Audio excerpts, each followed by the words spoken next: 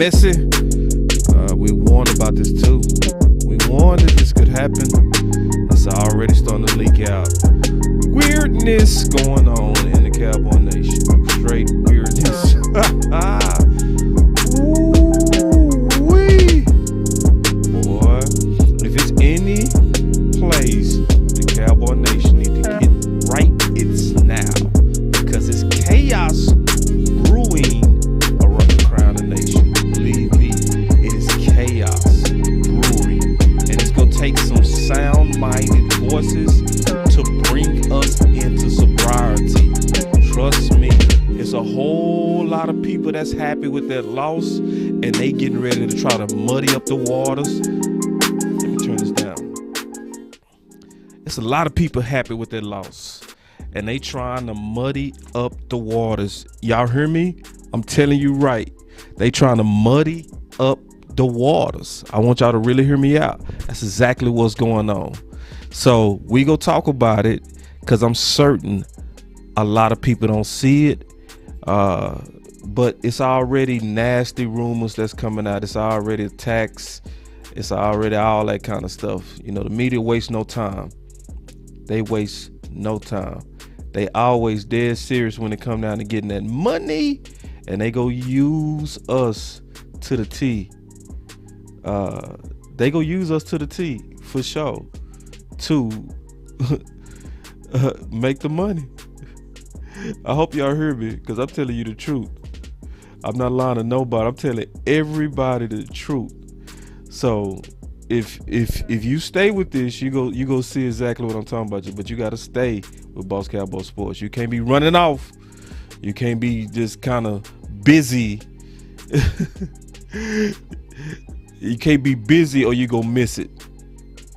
Because we gonna keep it balanced. We gonna keep it real balanced. Coach Marv already told y'all that's what we try to do here. But y'all stay with us, man. I'm gonna dig into it. It's already getting nasty. Stay with Boss Cowboy Sports. Be right back.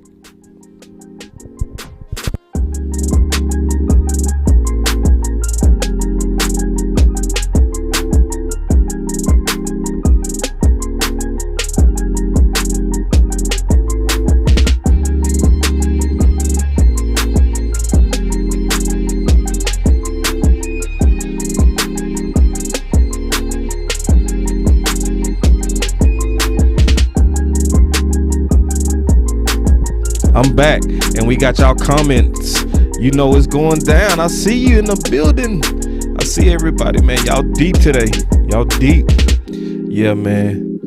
You know, it's a famous line by Littlefinger from the Game of Thrones, and he said something that you can never forget. He said, "Chaos is a ladder." He said, "Chaos is a ladder." Let me turn this music on and turn it down. Yeah.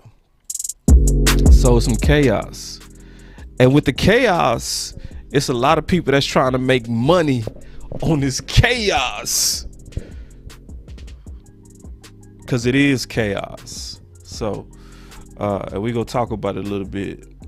And so I'm already seeing the news, man. See, the off season is crazy. We in the off season. But that don't mean we stop. That don't mean we stop working. That don't mean we stop organizing. They say Broncos want Quinn bad. Well, we go see, because money got to talk, right? And that's a good team. B-Rob say, "What's good, boss? What's up, man?" My boy Mojo say McCarthy and Kellen got to go. Yeah, because that's what we dealing with today. Because the rumors are already out. It's already in. Let me make sure. Yeah, the rumors are already out, y'all. So I'm gonna show you. All right. If you just do a basic search on McCarthy, I'm gonna show you what pops up. Oh man, if you do any kind of, because see, people don't understand. YouTube is a search engine. That's the first thing it is. It's a search engine. And I just put Mike McCarthy speaks on Kellen Moore. The first things that pop up is telling you what's trending. I just want to let you know that. And they talking about Cowboys could replace Mike McCarthy with Kellen Moore. God dog it. Ooh. And see, I warned it. That's exactly, and this is not about I told you so. This is nothing about that. This is about knowing your team, knowing how they move. This is also Yoga fire. Why people Yoga gotta flame. stick with the podcast community. Because it's really only through us that you go get a lot of times the real answers to what's going on. I'm gonna show y'all again if y'all think I'm playing. If you do any basic search, you can see who the media is putting out there as the replacement of Mike McCarthy. Cowboys could replace Mike McCarthy with Kellen Moore. Cowboys could replace, I mean, all the top shows, that's exactly what's going on. Ooh, wait, messy. And I told y'all this was gonna happen. I said, and I'm gonna show you the videos in which I said it. I'm gonna put it in the description. I warned it 3 times in 3 videos in a row. The first video I started with was Kellen Moore falling for the same ego trap, right? From Scott Linehan. And I warned, I said, if Mike McCarthy don't take over for Kellen Moore, he gonna mess around and get fired and be replaced by the guy that got him fired. Now, people that watched that video know I said that 3 times. I said that also in this video. And I talked about, which led to the 3rd video. Like, I did a whole series on this. And I talked about the power dilemma that Jerry created. Now, even though he created the power and the power vacuum himself, guess who go get the blame? So it's one of those things to where they trying to stir it up right now. That's what they trying to do. They trying to stir it up. Now, we don't know if this go fall out, but you can definitely see that the media is trying to put pressure on this for sure. Because right now, what's going on, it's a lot of money because the Cowboy fans are mad, as we should be, right? The Cowboy fans are mad. So the media, what they're going to try to do, they go try to play to it, right? And they go try to go out there and they go push Kellen Moore to be the next head coach. Likely is it going to happen? I hope not. I hope not. But the Cowboy fans are really, really angry. They're angry. All right. And they looking for answers. Somebody go pay for all this talent. Somebody is going to pay for all this talent being wasted. So what I'm here to do is not to say what the future is going to be. I'm not saying that the future is getting ready to be Kellen Moore as our head coach. I'm not saying that. What I'm saying is we at least need to know the power dynamic so that we can look at the real cause of what we saw. That's simple. So some of this gonna be a little bit of recap, all right? But it's completely necessary if we go really kind of deal with this from facts. All right, y'all give me 1 second. Y'all give me 1 second.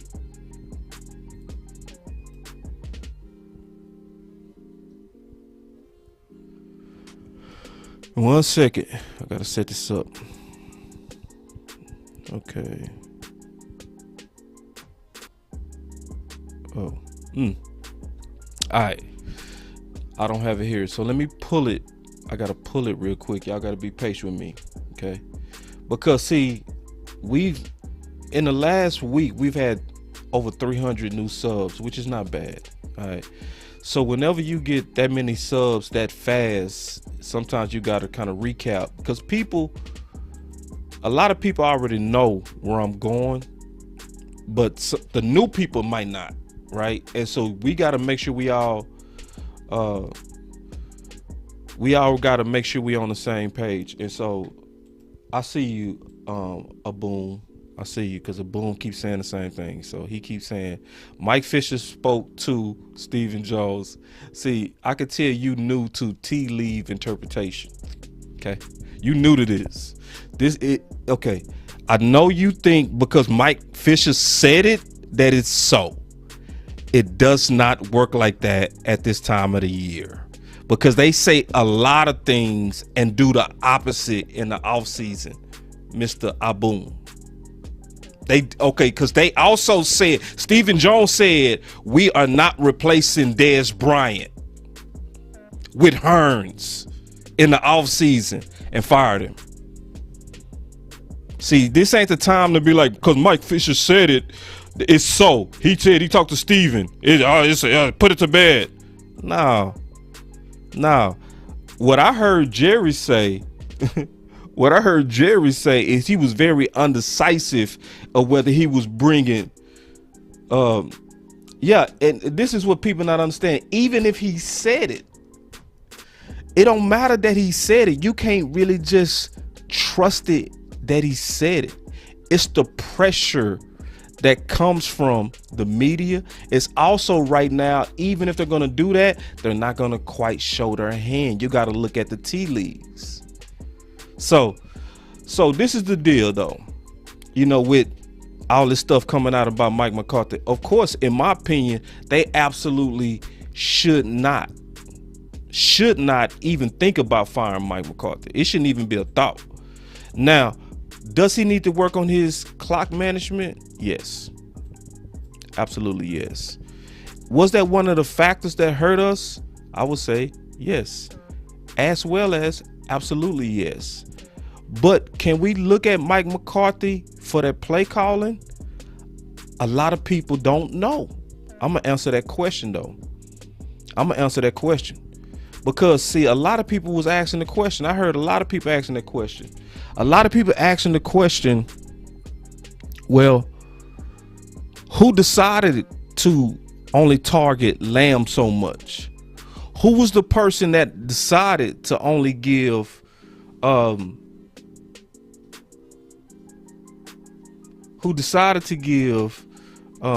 don't know why I can't remember his name. Pollard. Yeah. Who decided to only let him touch the ball 4 times? Who decided on that? And a lot of people thinking, well, is it Mike McCarthy?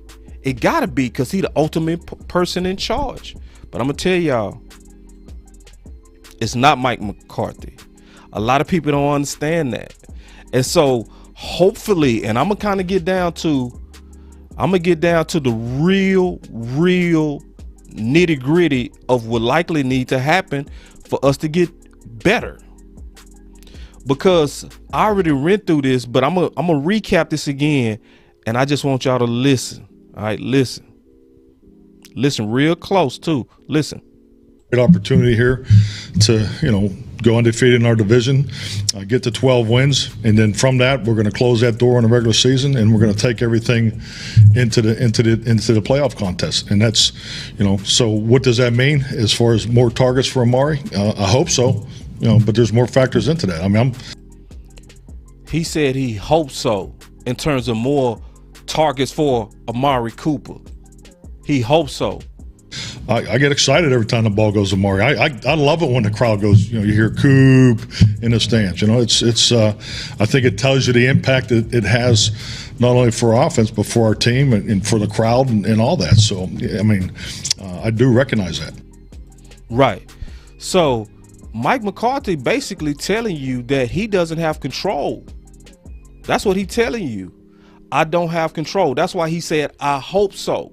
I hope we target Amari more, because that has already been, and we talked about this in this video, and we put that video in the description, that it's a power dilemma. It is. It's a power dilemma. And it happened from the very hiring of Mike McCarthy. So when you hire a guy and say, we're hiring you, but Kellen Moore also need to go in this package, then you can't really buck Kellen Moore, because your boss is the person that put Kellen Moore under you. So Mike McCarthy is in a real kind of messy management situation that was not of his own creation. And that's what a lot of people don't see. A lot of people don't know that. So they don't know who to look at when you look at this play calling. But if you listen to Mike McCarthy himself, he telling you, man, I want to run the ball. I want to target Cooper. He said that last week. No, 2 weeks ago. That was 2 weeks ago when we lost to Arizona. That's when he said that. Yeah. So I'm going to tell y'all right now what the Cowboys really need to do, or what I hope happened. After really thinking about this, talking to different people, right? Particularly my boy Spoon from Stargame. We kind of talked about this the day before the game. We was having a dinner before the game. Other podcasters, West Coast was there, BJ was there, a lot of us was there, and obviously content people, we go talk ball, right? So as we sitting there, we had some debates too. It was some real debates. Some of the debates y'all saw us have are real debates. Like even when we saw each other in person, the debates continued. Like it didn't stop. It's real. But one of the things that I was talking to Spoon about was who we think would be a good replacement for Kellen Moore. And I really do think Ben McAdoo is a good replacement for Kellen Moore. And when I was talking to Spoon, he said, boss, you remember the politics that happened? I said, no, man, remind me. He said, yeah, they let go of Ben because of the controversy that happened with Eli. Remember, everybody was calling for Eli to have a seat? It was Ben that was in that process of making sure he had a seat, which hurt his streak of continuous starts. That then created backlash with the New York Giant veteran players, especially the ones that played with Eli and that had the media jobs. So then obviously that has started to affect ticket sales and optimism and that kind of stuff because they were struggling. So who became the scapegoat? Ben McAdoo. So for those of us who can see that the Dallas Cowboys have a good team and a real good team, but there's somebody, I swear, that I'm starting to see in the way. The person that's kind of still hanging on, that's a part of that. Can I say it like this? I'm gonna just say it like this. The person,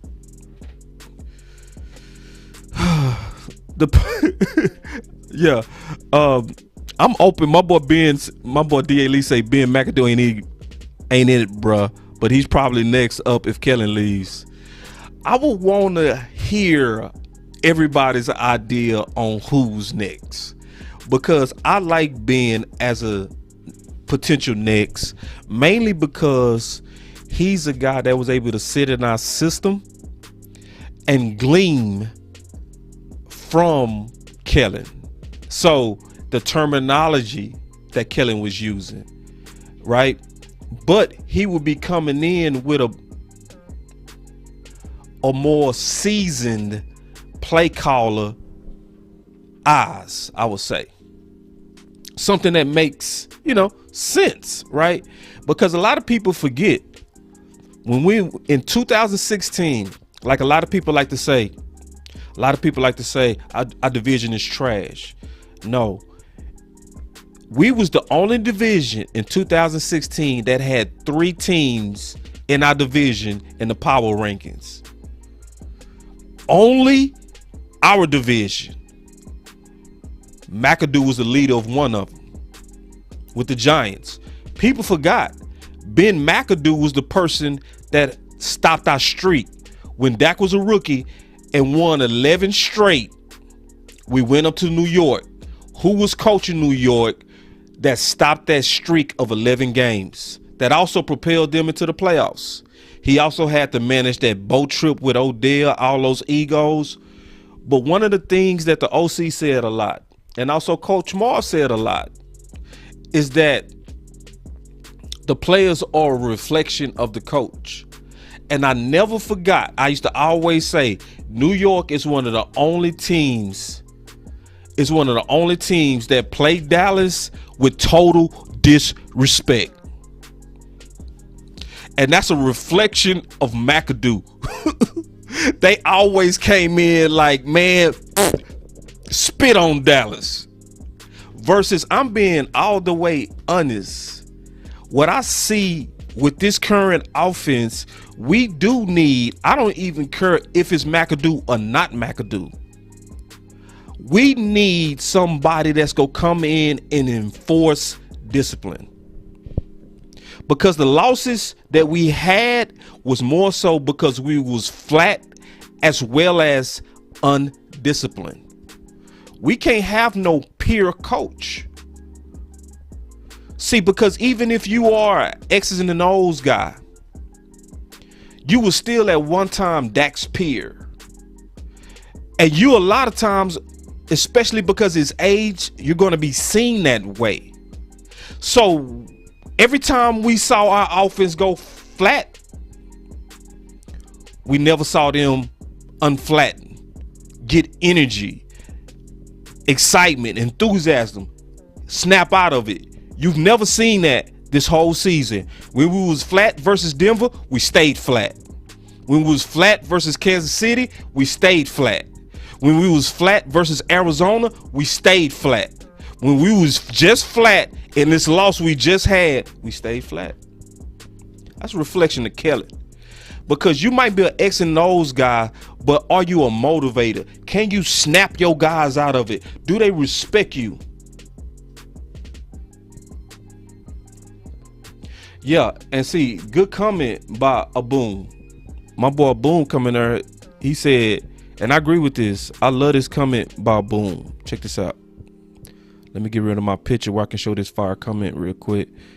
Let me get rid of my picture.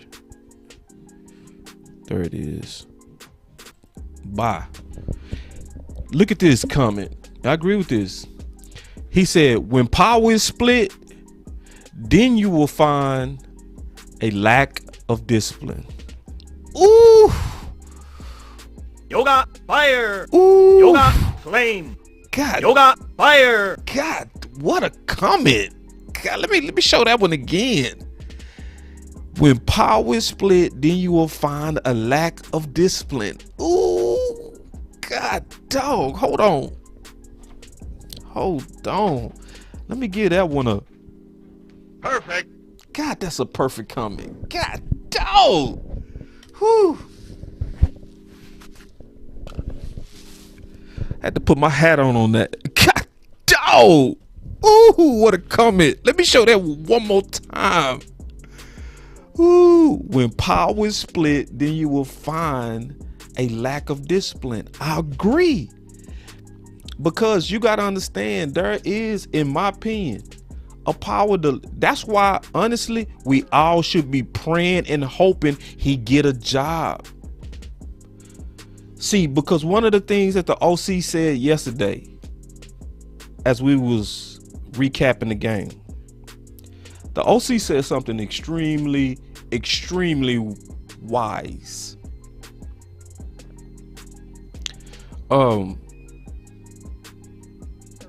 He called Kellen Moore. And I bet you it went over a lot of people's head, but man, I heard it. The OC hit this one out the park. He called Kellen Moore a Trojan horse.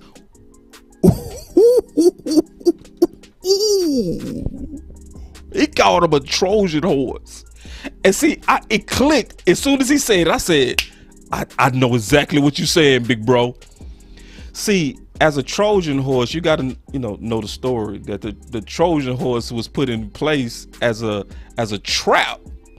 It was, where they took that gift inside, but it was a gift that was really a trap. Right? Ooh, I said, OC, a Trojan horse? Yes, a Trojan horse. Because a lot of us, like for instance, we know Jerry and Steve, and we know how they work. They love to influence or have influence for the results they want to see. That's why they kept Jason Garrett so long, because they knew they could influence him to do the things that they ultimately wanted to do. They're not hands-off guys. They're not standoff guys. They're guys that's going to want to make sure that they have power in everything. So if you like a Stephen Jones, I'm gonna give you a good example. And you are a budgeter and you thinking 5 years out like they do. And you say to yourself, you know what? It's gonna help us with the cap if we can get rid of Amari. It's gonna help us, right? I can see that's gonna really help us if we can get rid of him. And because we gonna probably have some problems because I think we kind of too heavy around some of these players. Well, I guarantee you're not gonna be able to go up to Mike McCarthy and be like, okay, let's get rid of Cooper. Because he gonna be like, well, you getting rid of my number one, you gonna make it hard on me to win. But you know who you can go to work that plan? Kellen. You can go Kellen and say, hey, man, I want to under-target Cooper. Yeah, I know that sounds like a conspiracy theory, but it never made any sense ever this whole year on why Amari didn't get the normal targets as other number ones. Matter of fact, when Amari first got here, he had a ton of targets and he had almost the same amount of production in 8 games with no offseason with Dak. Amari had quality production with backup quarterbacks, but all of a sudden he's under targeted. Yeah. So because I'm telling y'all, watch this off season. Watch who the media start targeting. Yeah, it's gonna be our own media people. Watch who the media start targeting. See, because they already trying to get, Kellen Moore the job, because all they want to do is create chaos, like Littlefinger. That's all they want to do. They don't care where it come from. They just want to create the chaos. They cool with the chaos. That's all they want to do. They want to create the chaos, and they just want to watch Rome burn, so they continue to write stories and get clicks as it burns. But the OC called him a Trojan horse. I was like, ooh. Now, do we absolutely know that that's true? No. But I'm going to consider it. So when you see stuff like Zeke getting all them touches, right? Pollard healthy and not getting as many touches, who's making that decision? We know it's not Mike McCarthy. It's Kellen, the Trojan horse. I do believe the OC got something to that. So what I don't want to happen, and I am glad that Stephen Jones talked to Mike Fisher and said, hey, he's fine. But see, listen, this is what we all got to know. Sometimes, listen real close. Sometimes there's a divide between front office. Y'all do know that, right? Sometimes there's a serious divide. Y'all listen to me. Listen. So when we was watching the Lyell versus Steele debate, that was a divide inside the building. You could tell it was a divide based on how it was playing out. And I'm going to show that. I'm going to prove it. I'm going to likely do it today. But see, because this is why we doing this. This is why this is important. Because this is the thumbnail for today, where I asked, are the Dallas Cowboys preparing to fire Mike McCarthy? Right? And I call it an exit interview series. So why did I say that? Why did I call it an exit interview series? For those of us who've ever been in management, sometimes the best times to get real quality information about your organization is when people leave, because then they're honest. That's why they call them exit interviews. So you getting ready to retire from a company or you're resigning, don't be surprised they say before you leave, we want to have a exit interview with you and we're going to ask you some questions. And they'll ask you, what do you think about our culture? What do you think can be done better? You know, all that kind of stuff. Oh yeah, thank you, Day Walker. I'll correct that thumbnail. Thank you. Ooh, misspelled day. Listen, I'll be moving too fast. Okay, so I'll put the day on there. But this is the deal. They're gonna ask you. They're gonna say, how's the culture of the company? What do you think about your leader? What could he do better? What do you think we can make some changes to be more profitable? Because a lot of times before you resign, what does most people go say when it come down to their leader? Oh, he's great. I have no problems. My boss is awesome. Why? You would never speak against your boss while you employed by him, because it's gonna be retaliation, likely, right? So good companies, they do exit interviews. That's what I'm going to be doing and the OC going to be doing. What we're going to be doing is we're going to be looking at all the factors of this whole team. And we starting with Mike. We starting with him. We starting with Mike. We starting with the head guy. And as an exit interview, he got some stuff he got to work on.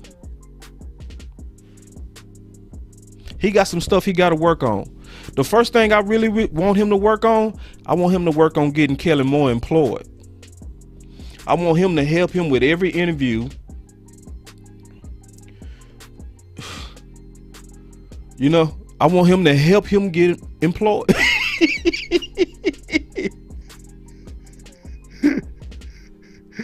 And I'm with you. See, Andre, listen, he said, listen. But boy, see, because he was on yesterday. My dog Andre, he was on yesterday. He said, Mike is not the head guy, boss. Yeah, I know, bro. I'm with you on that. Now listen to me. We can't do nothing about Jared. That's one person we can't do nothing about. I don't care if he changed his title. The only thing we can do is put pressure on Jared. So that's why I got to speak about Mike McCarthy. My boy start laughing. We can't, bro. Listen, even if he say, I'm not GM anymore, do you really think when he take off his title, he not gonna stop trying to have Trojan horses? He not.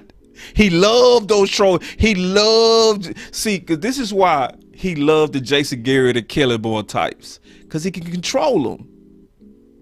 It allows him to be the best of both worlds. I can be owner and coach at the same time.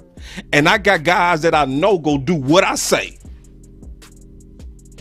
I don't got to deal with the Jimmy Johnson pushback or the Bill Parcells pushback. Give me those old soft-spoken guys. Give me old Kellen Moore. I like me some Kellen.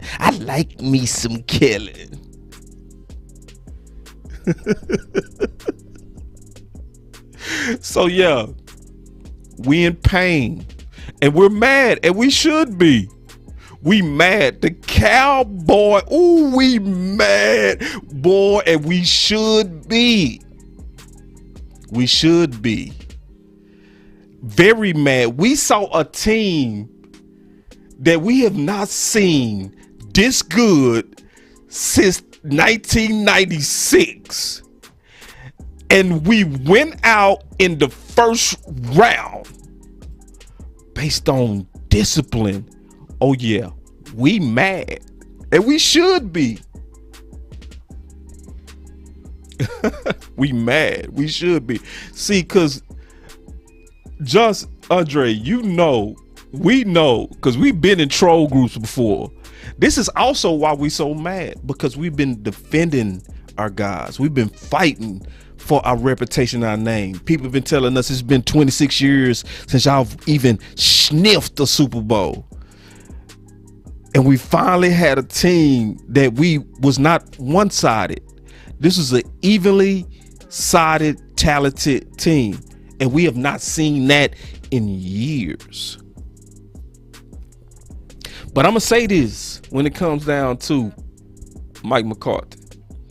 on his exit interview, we better not even, in my opinion, you better not even play with it. The thought of him going.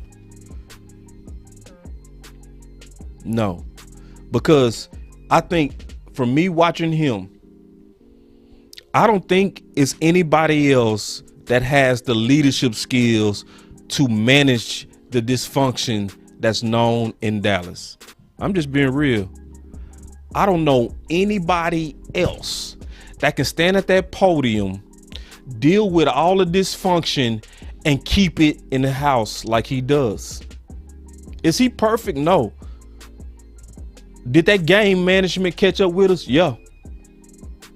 Yeah.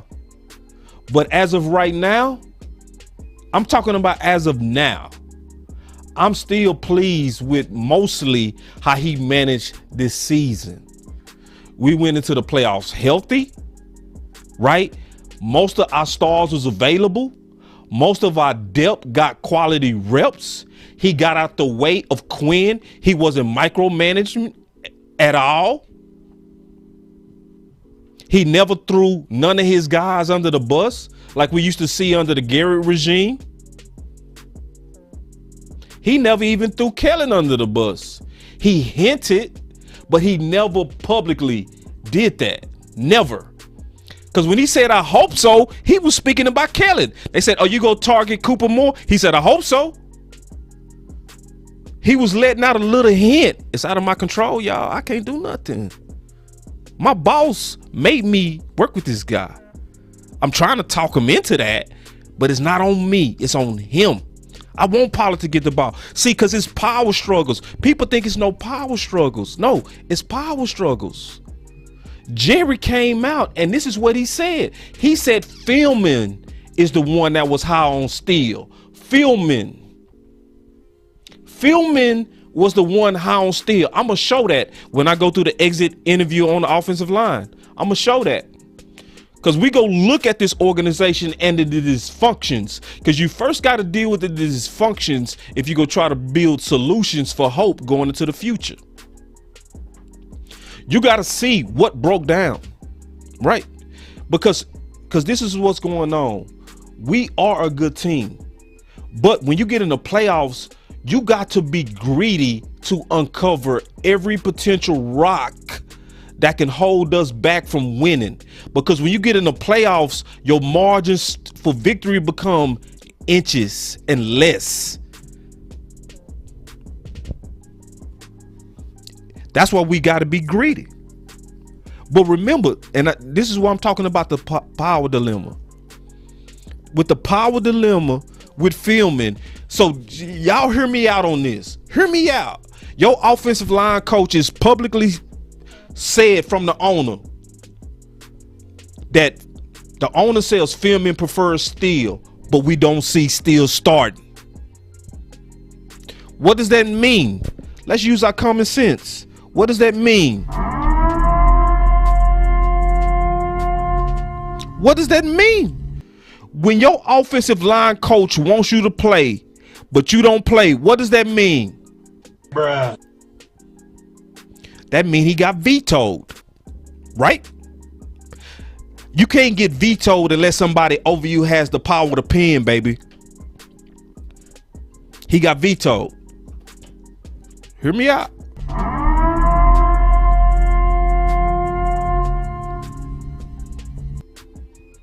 You got to have the power to pen.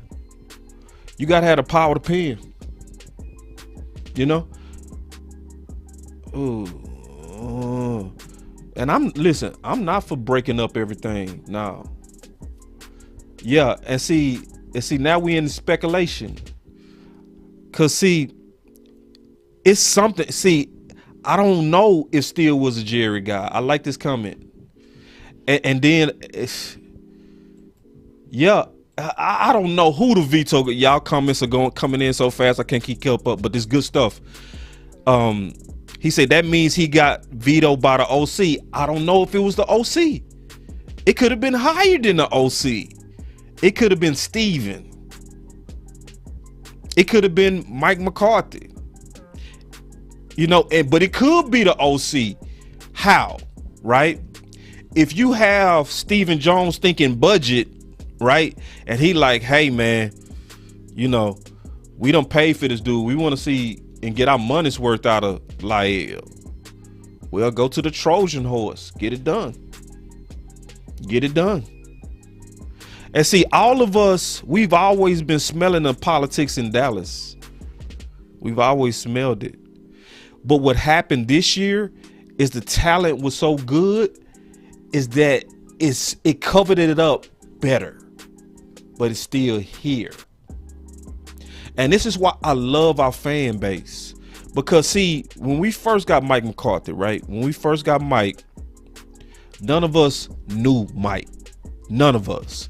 So none of us could even talk intelligently about the patterns of a Mike like we would talk about Garrett. Because see, after 10 years, we knew Garrett. We knew it. Yeah, see, ooh. See, don't come in here like that, Douglas. See, don't come in here. See, listen. Look at this comment right here. Hold on. Let me show Douglas comment from the Big Time Show. Look at this comment right here.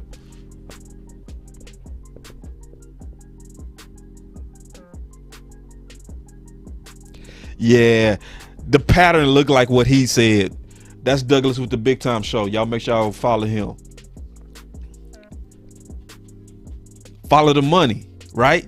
That's up. See, because right now we all spitballing. We don't know exactly what it is, but it's enough dots to connect some of it and at least ask smart questions. Like, the reason why is it? Because you got to ask the question. Because most of us, not all of us, but most of us came around that still was playing better at right tackle. Most of us came around to that. Some people never did. I don't care. I'm not even having that fight right now. But most of us did. But yet the guy that you paid, you kept him out there. And Lyle had a better game too. His final game wasn't that bad until Bosa destroyed him, and then he hurt himself, you know.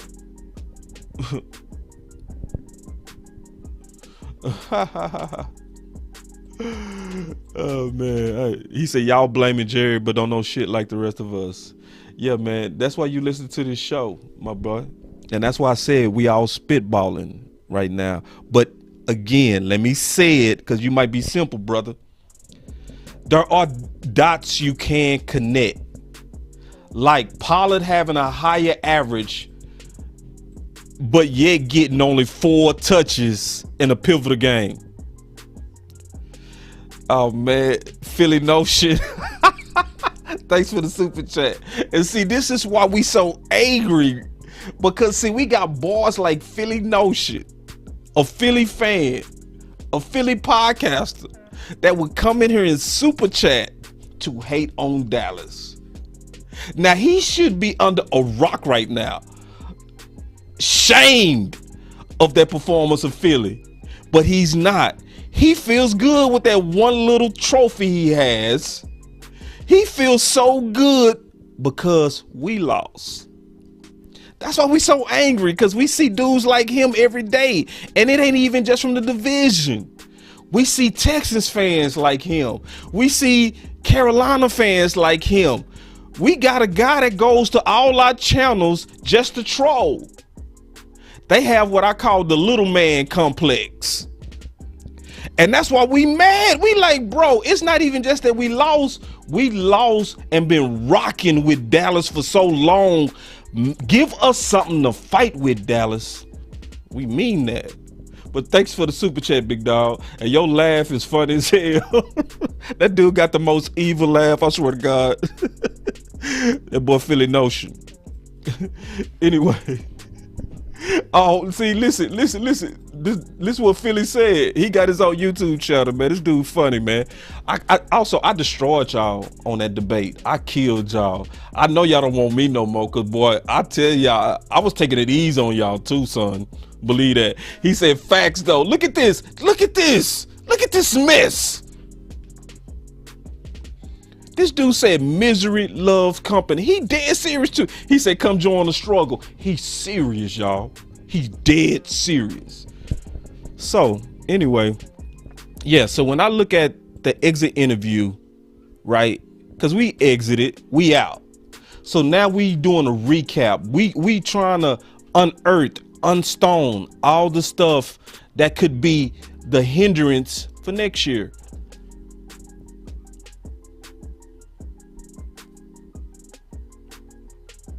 And that's why we got to be greedy about all the things we see. So some people was like, boss, why you been so greedy? Why do you want Lyle to play left guard? Boss, why do you want that?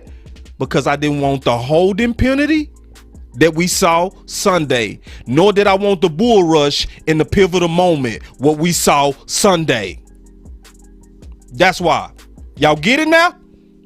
You get it? But see, I was called greedy when I was pushing for that ideal. I was called having a favorite. And it's like, I don't have no favorite, man. I'm telling you.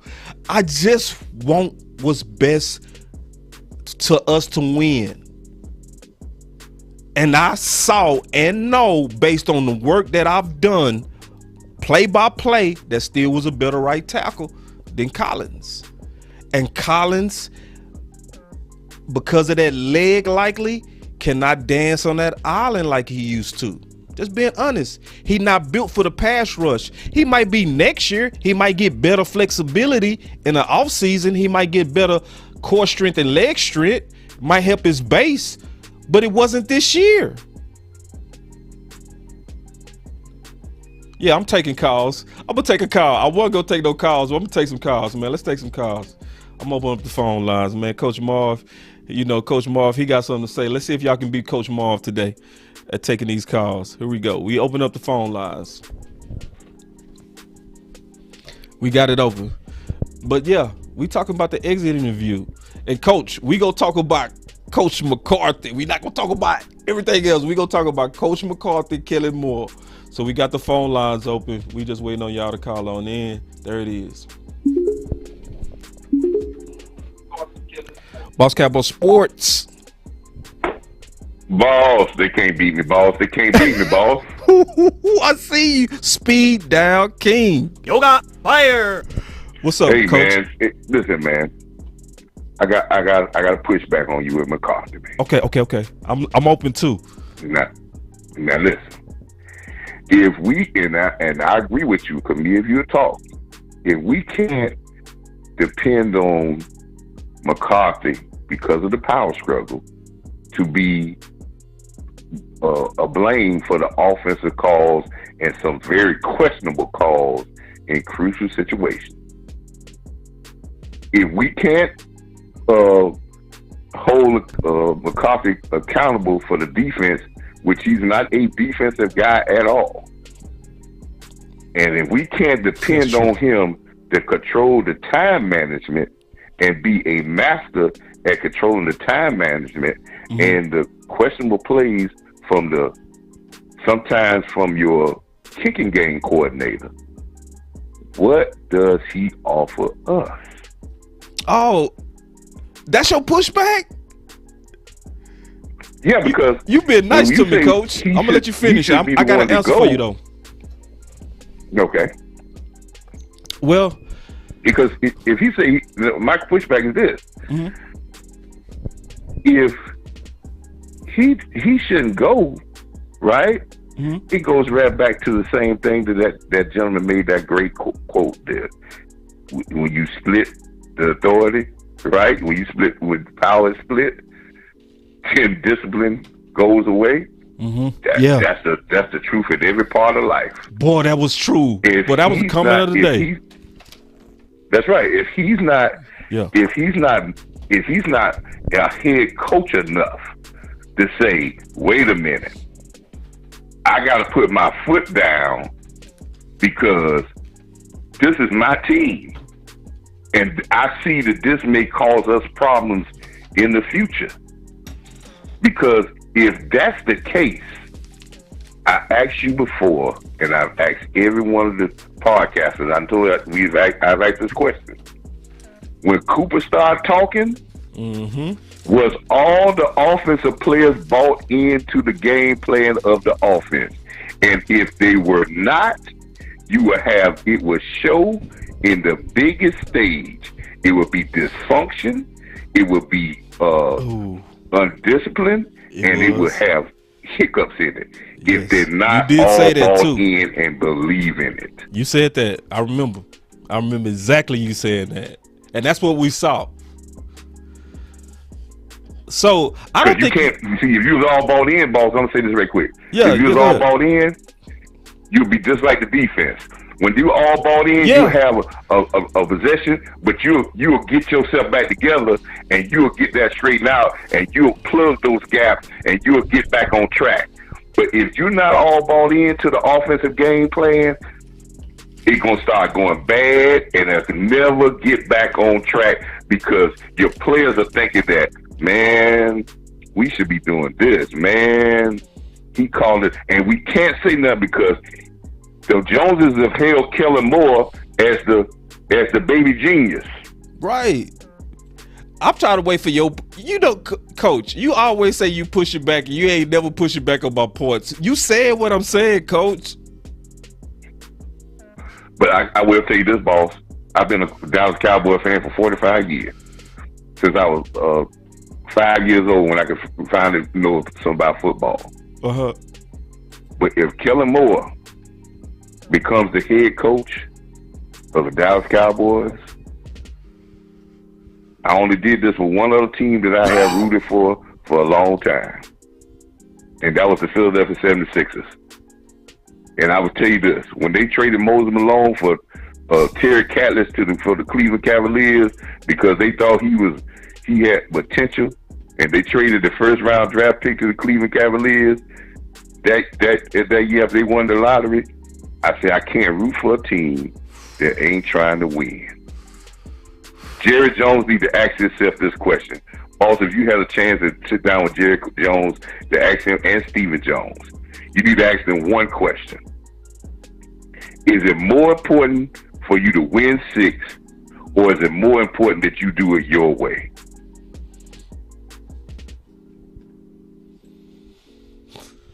I would never ask that question. I knew you was around when Barry Switzer won the championship. And when Barry Switzer won the championship with the Cowboys, when they stood on the stage and had the Lombardi Trophy, Barry Switzer said these words, and he has proven since then what Jerry's philosophy is. He said, we did it. We did it our way. Hold on. Let me echo that too. I'm going to echo you on that in terms of your history, right? See, because when Jerry first got here, Jerry was saying that we must win, we will win. But then after he got those 3 Super Bowls and he fired Jimmy, in that press conference, he changed it. He added something and people didn't catch it. He said, we want to win what? Positive. So then when he hired Barry Switzer, to your point, at that same White House press conference, right? No, because you said, when he said we did it, that was at the podium. But at the White House, right, Jerry said we won this one positive, which is going to your point, Coach, is that, and you know, it's not just about winning, it's about winning the way I want to win. And that's a fair thing that happens to people in every walk of life. We can have things we can have, but we say, I don't want it. I want it to do it my way. Yeah, so Frank Sinatra. Again, I say this. He said this that ran Jimmy Johnson out of town when he said, with the collection of talent we got here, we can get 15 or 20 guys, anybody, to coach this team. That's what he said. And he still feels that way today. And that's why he don't care. Mike McCarthy, the only thing Mike McCarthy got is a Super Bowl championship. We say he went to, but man, I don't. The Eagles coach that got fired a couple years ago, he had a Super Bowl championship. He can't get a job. So it ain't such you can get lightning in the bottle for a year and get to a Super Bowl and win it. It ain't like it's oh man, but to have a winning organization year in and year out and not have lapses like this and always be contenders and not play up and down, you need a good head coach. And I have told you this, boss, and this has come from some of the best coaches there ever was, from Bill Belichick and Nick Saban. And they both of them said, great players cannot handle bad coaching. Great players can't handle bad coaching because you make great players into mediocre players because you put them in bad situations. And we have put our quarterback, our running backs in bad situations because we don't utilize them in the way that they can be ultimately productive. And I don't believe that the Cowboys offensive players believe in Kellen Moore. But in the building, they can't say nothing about Kellen Moore because Kellen Moore is guarded. Hey, let me show you something. Mike McCarthy is a head coach, and if he's going to be the leader of men, and he wants this job, and he wants to win number 6, he got to have some balls and say, listen, hold on, this is not how it's going to go. Okay, I'm not going to hope nobody going to get quick. nothing. See, hold on real quick. Coach, hold on real quick. See, now I'm banning your bitch ass. See, this dude just drafted white QB. See, it's a whole lot of people that try to act like these type of motherfuckers don't exist. You know what I mean? People like MJ. Oh yeah, you would never be back here, son. See, yeah, it's a whole lot of, this is why a whole lot of people don't like Dak. This silly ass dude right here, who got the nerve to literally publicly say this with your man breast looking ass. You a weirdo. I'm blocking the shit out of you right now. Go ahead, keep talking, coach. You see, but you see some, but you know what all this, you know said what that all in the this, public. Hold on, coach. Game? No, let me chill out. I'm blocking him. Y'all would never see. Nah, I do need to address that, coach. Because see, people like him think he can just. Yeah, I'm gonna block him, but man, I gotta check him too. Because what they do is they like to come in like they can just act like racism don't exist. That's what get on my nerves. People try to say, "Oh, y'all playing," and see when we talk and call out people like this, then they say you playing a card game. No, we not playing a card game to call people like his punk ass out. Because there's too many people like him that exist that like to come out in the public, slap, and say this type of insulting things while we have a country that's going through this major divide. No, I need to check this dude publicly. Let me block this motherfucker. That's you know, so that's the heart of what's going on. You know something, boss? I keep posting out there. You need to use this as your mantra. You know why everybody's jumping on the bandwagon? And see, the bandwagon ain't all for fun and games. The bandwagon is the bandwagon to jump on the blame game and the talking all this crazy stuff that they're talking. Because the reason why they jump on the bandwagon, because the definition of bandwagon is money. Follow the money, and you'll find the bandwagon. That's why all these pundits going out here trying to promote more controversy about Kellen Moore going to replace Mike McCarthy. Just like you're trying to tell people. Yeah, because they got to keep a story going on in Dallas, because Dallas, even though they out the playoffs, the Cowboys still bring the money. Because you won't have no shows to talk about anything if you don't have a story about the Dallas Cowboys. They bring the money. So true Cowboy fans, don't fall into that. Don't fall into this team as, you know, we need to break this team up. We have talent. But if anything, you could have a car that could have the best engine, all the best things in the world. But you got to have the right person to drive it, and you got to have the right person that's going to mean what he say and say what he mean to lead this team. because you need a person on this team that's going to lead this team, that's going to humble players in the locker room, because outside the star, they going to get all the praise and all the rat cheese to eat. And you need a coach inside that locker room that can humble guys and get stuff straight and say, we're not going to have no penalties, and we're not going to talk about no penalties. We want you to perform your job. And see, Coach, this is what we need, a leader of men. And you have to be a strong leader of men to be a head coach in Dallas, to deal with the ownership as well as the fan support and these fake fans that's out there. Right. But if you ain't that type of guy, and I don't know if McCarthy is that type of guy, if you're not that type of guy, you will crumble under the pressure of all this, and you'll look weak, and the people will turn on you, and your players won't respect you. Just because they like you don't mean they respect you. Because every great coach got to have a little SOB in there. Yeah, Coach. And if you ain't got that, especially at this place, the mecca of football. Yeah. If you ain't got that, yeah, Coach, you will crumble. And see,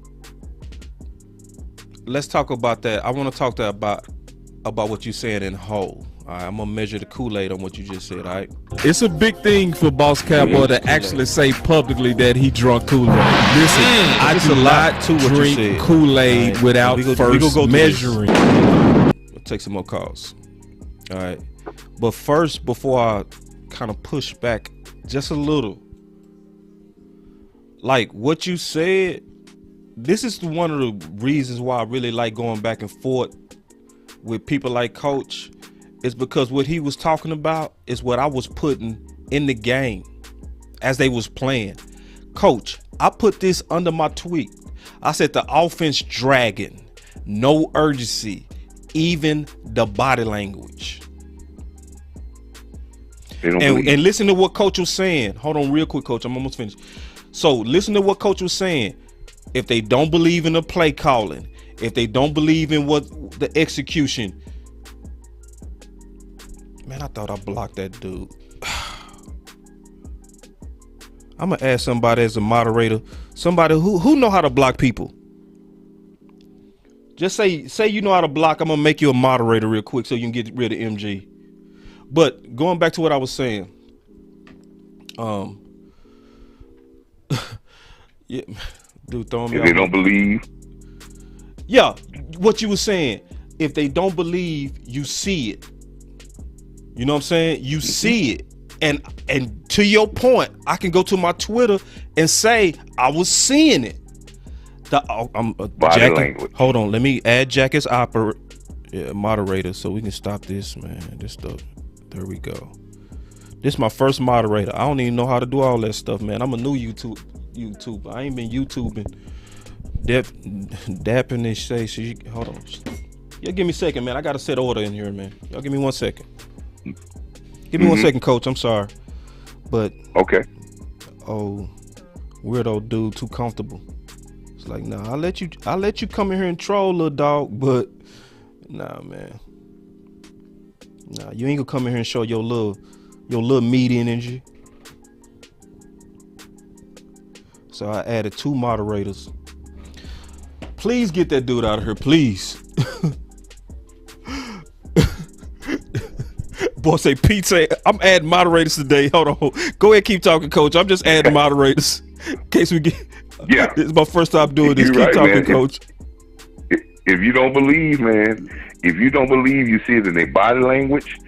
You see it in their frustrations on their face. You see it when they come to the sideline. You see it. You see it. Oh, you see it in the coach. I don't believe McCarthy even believes in what they're doing. You can see. Right. Listen, if you get on national TV at a press conference of the biggest organization in football, and you have to say subliminal messages about, oh, I hope, I love to see, we need to run the ball, it keeps us on schedule, and week in and week out in big games, you don't conform to your identity that you say as the head coach is our identity, and you allow another guy under you do something different, you lose the offensive stat. You make your players not believe, and they're not going to execute if they don't believe. On the defensive side, you don't see that. This is the same thing that happened to the same type of mutiny, but they didn't say it in the thing with what the offensive defensive coordinator last year. They said they didn't believe, and they never got better because the players were not bought in to the defensive coordinator and what he was doing. But they don't say it because of Kellen, because you don't say nothing because of Kellen, because as my man said yesterday on the thing, they called in and I said, man, he should be hired. Because your Joneses don't say nothing about Kellen because that's a reflection on them. So when Cooper started to talk, you can see he said it on 2 occasions.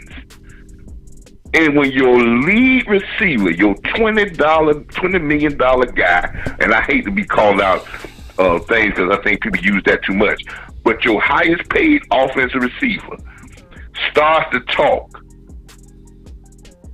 that means there's a disconnect of, do we really believe the offense is what we think it is? Because we're looking at numbers, but these guys have played football a long time. And they know if they got confidence in what we're doing, because you don't have up and downs with teams that have confidence of what they're doing because they know how to get back on track. And we don't know how to get back on track. We think getting back on track is run the ball 12 times in a game. Hey, Coach. Because it shows it's already, the blueprint is already there. I don't even know why the people, the blueprint is there. We score our most points when we actually run the football, and I have said this 30 to 32 times. Shanahan. Yeah, he said it. He said it during the game. Yeah. He said it every game. Yeah. 30 attempts, we're going to run 30 attempts, and we run the ball 30. He don't care about if we running the ball good or how we run the ball. He say, we got to get to 30 attempts, and we could be in the game or we'll win the game. Yeah. People asking me. We don't have that philosophy. Yeah, my knee popped. I don't know what happened with that. I hope that ain't from that car accident. God, dog. That thing hurt like a mug. So if they don't believe, you're going to have this disconnect. It's the same. I don't know why people don't understand this. This is the same disconnect that was on the defense last year. The guys did not believe in the defensive coordinator, and they ran around looking like they were confused. They were making mistakes. They was off kilter. They wasn't tackling. They were making all kind of bad mistakes. But when they got locked in, they believed in the system. They were locked in. They were better. Somewhere down the line, our offense does not believe in Kellen. I cannot believe the people. This team loves Zeke. This team loves Zeke, and they want to get on Zeke problem. But Zeke was blocking 2 or 3 people yesterday. You seen that play where he blocked 2 guys for coming over? He blocked both of them. You know, but if Zeke ain't getting the football but 12, 9, 10 times a game, and Tony Pollard, and they love Tony Pollard, and he ain't get the ball, do you think they believe in Kellen more? No. From that body language. Cooper got to tell me about getting out target. No, hold on, Coach. The only person who might believe in him is Dak. Yeah, because see, Dak is I'm going to trust your system even if I don't agree with a type guy. He showed that because he was like, because he don't know nothing else, boss. Well, I think that's how he's wired. I don't think that's like he don't know better. I think he's wired to kind of rock with leadership. You know what I mean? I think that's because he wired like that. He like, listen, I'm not gonna buck the vision because I got to make sure everybody's aligned to you guys, even if I don't see it exact same way. I think he's just wired that way. But you boss, I said something in your comment earlier. If Tony Romo could call a game, right? Yeah. and he could call Dallas plays and Dallas formation before they happen. This offense has been the same for 10 years. It is so predictable. If a guy in the box that hadn't played for Cowboys in, 6 years can still know the thinking and the terminology and what they do, don't you think the other offensive coordinators, defensive coordinators in this thing that get paid daily? See, but Tony is different. Tony is different in a lot of ways, because a lot of times before they actually do those shows, they go in and they interview the coaches. And so Tony talks to a lot of coaches on the schemes that they're likely going to run. They actually tell him because they know he's trying to have better commentary. So he's going to have an idea of particular plays and key situations. So it's no magic on what he's doing. It's that you got to form a quarterback mind that's able to listen to you break down your game plan and your top plays of execution. So then when he's sitting in the booth, it looked like he's predicting, but really what he did is just paid attention to the production notes. You know what I'm saying? That's right. He paid attention. But listen, I said this before, boss, and I don't think people believe me. Mm-hmm. And I think sometimes, and I wasn't trying to get on the Scott Linehan thing. Yeah. But Scott Linehan only ran the football as much as he did because of Jason Garrett believed in running the ball. If you go back in the history of Scott Linehan in Detroit, he was throwing it. He threw the ball, and that's why Stafford couldn't win, because they refused to run the football. Right. So now we done got Garrett out the way, and I'm not saying Garrett would have been a better head coach, but Garrett is out the way, so the run game is done. Because Kellen Moore is only going to do that if he sees that we getting 7, 8, 13 yards a carry, and still yet he don't understand what the basis of making this. And he's going to Dak. I'll tell Dak this: you can follow Kellen Moore right into the shit house if you want to, because that's where he's taking you.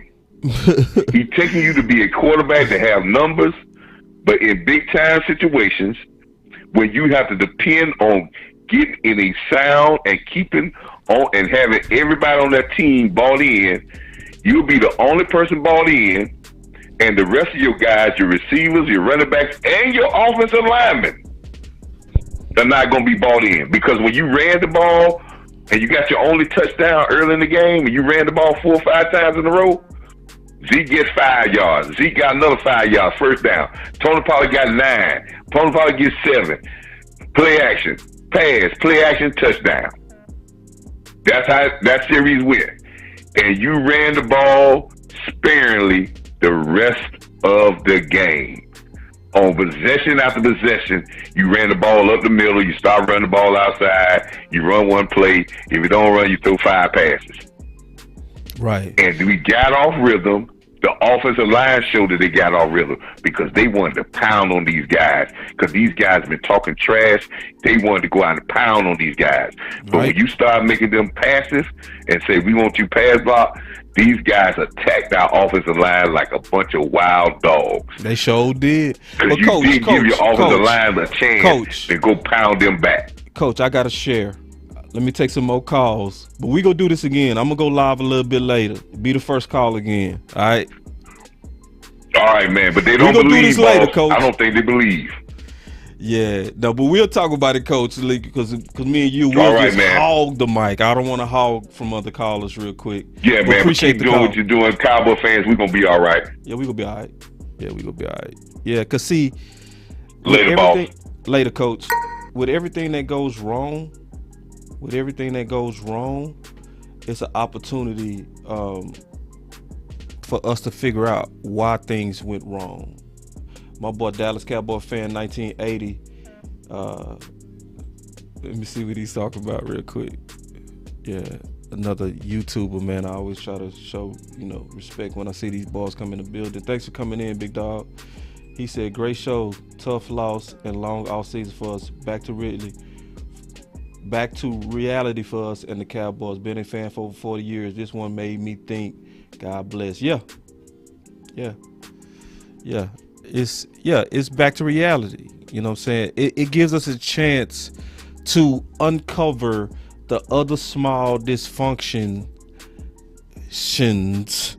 plural, that's in the way for us taking the next step. Okay? Because see, at least I would say this, and I believe this, we getting closer. We are getting closer. I think the biggest sign, it was Will McClay. I think that moved us closer.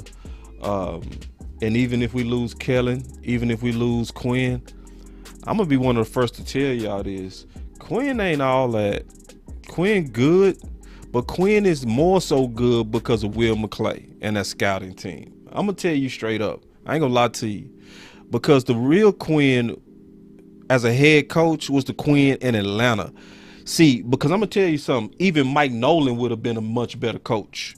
With Michael Parsons, with Diggs year 2, with instead of having Thompson back there at safety, if you started the season with Curse. Oh yeah, even Mike Nolan would have looked better. So listen, y'all, even though I don't want them to lose Quinn, I still think this D is good because of the talent that was brought in more than the scheme. Just keeping it 100. So we got us a super chat. He just gave some money, man. I appreciate that, big dog. But I'm gonna take some more calls too, man. I promise that we got somebody. Can y'all get rid of that freaky stuff that somebody trying to put in there? Appreciate it. All the new moderators. This is my first time doing that too. I'm telling you, I'm a new YouTuber. So so it's one of those things that we not even a year old on this channel. So when you see stuff like them people coming in with that weird stuff, please, moderators, the new moderators, please get rid of them people. But we opening up the phone lines again. Let's take some more calls. So y'all give me 1 second because I can't see it. Y'all give me 1 second to set it up to see it. Okay, hold on real quick. Let me see. There it is. One of those things that we not even a year old. Boss Cowboy Sports, where your voice matter. Boss Cowboy, what's going on, brother? This your OG Andre, man. What's up, Dre? What's going on, man? I've been sitting back listening to all your talking points, man. Mm-hmm. Everything's on point. All right. Everything is on point. I know you measure me, dog. I gotta challenge you on one thing, though. That's cool. That's cool. You on one thing, I'm always cool with a challenge, me, dog. Mike Nolan would have done good with this defense, or Michael Parsons. No, he wouldn't. Yes, he would have, bro. What you talking about? Mike Nolan was rolling the last 8 games. No, my man. Mike Nolan, last 2-3 seasons before he retired out of the NFL, had the worst defense, the bottom 3 worst defense in the league. Then he was out for 2 years and then came back. No. What Quinn did was he reinvented himself. He took his old scheme, his old methodology of defense, and said, you know what? I'm not going to force my scheme on these players, because he realized he got athletes all over the field on that defense. So he he actually did. You know this, boss. You know this better than I do. Quinn set them boys down and said, what do these guys do best at their skilled position? And he figured out a way to best utilize them and put them in a position on the field to be successful. That's what he did. But I want to get back to what No. You can't fight me and just move on, big dog. You can't. Hold on real quick. I got to fight back on this. Because this is also about... Hey, this is a good friend of mine, y'all. I want y'all to know that this is a good friend of mine. Real quick, though, a small pushback, because I don't want to even remotely sound like I'm endorsing Mike Nolan. But Mike Nolan also is a Super Bowl winning defensive coordinator and had a lot of number 1 defenses But it was more so because he was also coaching who? Ray Lewis, Reed.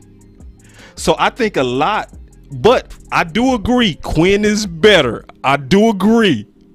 But what I'm trying to tell the Cowboy Nation, in my opinion, is even if we lose Quinn, which is my bigger point, I'm not panicking, more so because I feel like Will McClay is getting the talent that can make any D coordinator look decent. That's all. I can agree. I could go along with that. But I would much rather have keep Quinn. Me too. No doubt.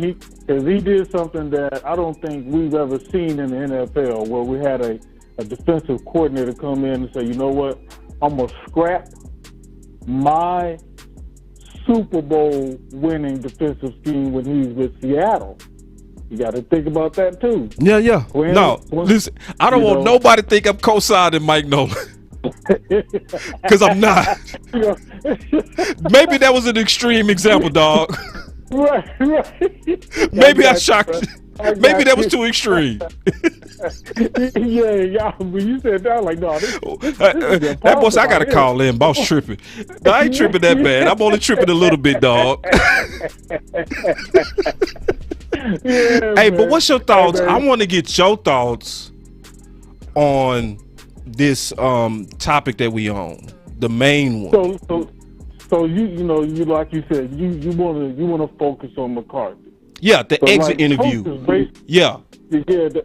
So like Coach was basically saying, man, you can't necessarily talk about strictly Mike McCarthy without having to put a fair amount of Jerry Jones in it, because Jerry Jones picked the man.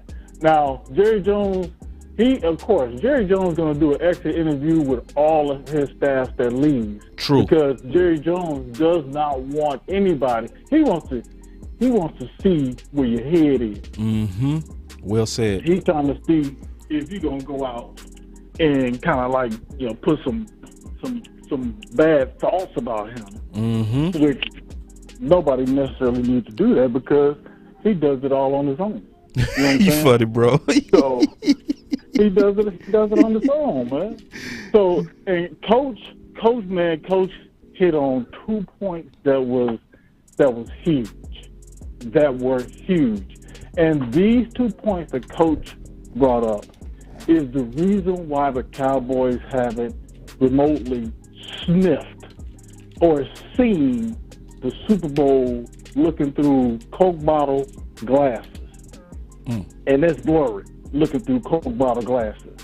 Coach said Jerry Jones does not want to win. That's facts. And I'm going to tell you why. Jerry Jones has been more focused on making the Dallas Cowboys, his franchise, the most lucrative sports franchise in the world. He's number 2 in the world. He's at $6.5 billion right now. There's a soccer team overseas. Their net worth is $8 billion. 2, Coach said McCarthy and the team has to be a reflection. They have to have their coach's identity. That's not what Jerry Jones wants. Jerry Jones is not going to share an identity of the Dallas Cowboys with no coaches. It's not going to happen. It's Jerry Jones and Jerry Jones only. Period. The last time we had coaches where the team was a reflection of the head coach was Jimmy Johnson, Bill Parcells. Yep. And Jerry messed both of those up. And I'm gonna go so far as this Boss Cowboy, and it might seem like a little bit of a reach. When Jason Garrett had the team, was it 2016, 2017? Yeah. When they had that good season, it was Jason Garrett motto, team motto. It was like family, faith, football, or something like that. I forget what the slogan was. That was Jason Garrett. You know what happened? The team, the entire team bought in. The team started taking over an identity of Jason Garrett. But your boy Linehan, back in the cut, sitting back in the cut, trying to become the head coach, so he started sabotaging. Jerry Jones saw that and didn't like that. It's like there should not, a head coach of any NFL team should not have to manage power struggles amongst his staff of coaches. A GM should be empowered to put the head coach that he wants there, and there's no power struggle amongst the GM, the head coach, and the coaching staff. Somebody put this in the comment section. They said, a house divided will fall. Yep. That's the epitome of the Dallas Cowboys for the last 26 going on 27 years. And Jerry Jones has been monetizing, benefiting off of that dysfunction, because any kind of news, even bad news, bad media, it sells. That's what Jerry Jones is doing. Jerry Jones is not trying to win. That's the coach's point. When Coach said that, he hit the nail on the head. Jerry not trying to win. He's not. And it's disrespectful. It's disloyal to the players and to us fans. And one way we can stop this mess, hey, stop buying jerseys, stop buying tickets, stop watching the games. Don't listen to when he come on, turn him on. When everybody started talking about, and all these sports mediums, ESPN, Fox Sports 1, all these pundits, when they start talking about the Cowboys, turn the channel. Just black that thing out. And the money stops coming in, Jerry Jones starts seeing the drop. He'll know, listen, we know you 80 years old, Jerry. A little senile, then seeped in. You ain't as whip as you used to be. You're not as smooth as you used to be. It's just not there anymore. But check this out. See, because I want to push back just a little bit. It's not even a lot. Okay. Just a little bit though. I do believe Jerry care about winning. I just think it's third on his list. Fair enough. I could go with that. But my thing is winning. Yeah, I think. Winning, and let me tell you what I think is first, and then just keep going because you're going hard. All right. Go ahead. I think first on his list is money. Yep. Second on his list is appearing right in the public. So his ego. Then third is winning. See, that's why Jimmy Johnson is still not in the Ring of Honor. Because he wants to be right. You know what I'm saying? Hey, but let me take another call real quick too, man, because these boys is begging to get in here, dog. But you already know, you and Coach Marv, y'all first seats up, bro. Y'all already know. Hey, listen, if Jerry Jones cared about winning, he would adopt Robert Kraft plan and architect and blueprint. Go to the back, let the coaches and GM win you some Super Bowls. Yeah, hey, no man, doubt. Boss Cowboy, stay up, man. Don't let these haters get you riled up like that, bro. Oh, yeah. I'm glad you said that real quick, dog. I'm glad you said that. I apologize to everybody for cursing. You ain't gotta apologize to me, bro. No, that's you. Man, you know I ain't apologizing to you, big dog. I'm talking about all the people that want a professional presentation, and I let that racist dude make me cuss him out. Yeah, you know what I mean? Yeah, man. It's like, me and you, we been in some war rooms. Oh, man. Me and you was back to back What? In the battlefield, bro. So you ain't gotta apologize to me. I already know the deal. I had your back and you had mine. All day. Like, people knew better than to try us. And that's the truth. Try us if you want to. It's some people that know how to defend this star. My boy know how to defend this star. I do too. Try me if you want to. All right, my dog. Man. Hey, happy 22 to you, brother. Keep pushing, man. Keep doing what y'all doing. You and OC, man. Y'all stay up, bro. Thank you, Dre. All right, that was Dre, y'all. That was Dre. I'm gonna take a call in a minute. I do want to address. He say, "No, boss, I disagree. If winning not first, what you doing it for?" And see, say done. I'm just being honest. See, cause you got to. I'm gonna tell you how I see it. I might be wrong on this, but I'm gonna just tell you how I see it. And maybe you take it, maybe you don't. But see, Jerry already got 3 rings. He's already won. He's already got what most people would never get once. He got 3 rings. He's already in the Hall of Fame. He's already a billionaire. At this point, the only thing left is to do it his way. So in his mind, I ain't gotta cater to nobody's way but mine. That's why I think it's 3rd on the list. That's why I want to say, I'm not saying he don't want to win, because he wants to win. It's just that he want to win his way with his guys. That's it. So that's all I'm saying, dog. Cause I'm with you though. Like, because and that's why if you listen to him close, you'll see when he first bought the team, winning was everything to him. And he came out publicly with that and said, listen, we will win. We must win. Winning is the only thing. Then after he got his 3 rings, he added some to it. We will win positive. Hold on. The original Jerry didn't care if it was positive or the negative. That's why he got Jimmy. Because Jimmy was a dog. Jimmy used to cut boys. Remember he cut a running back going into the playoffs. Cutthroat. Jerry was known as the bad cop. Aikman used to say he was the good cop.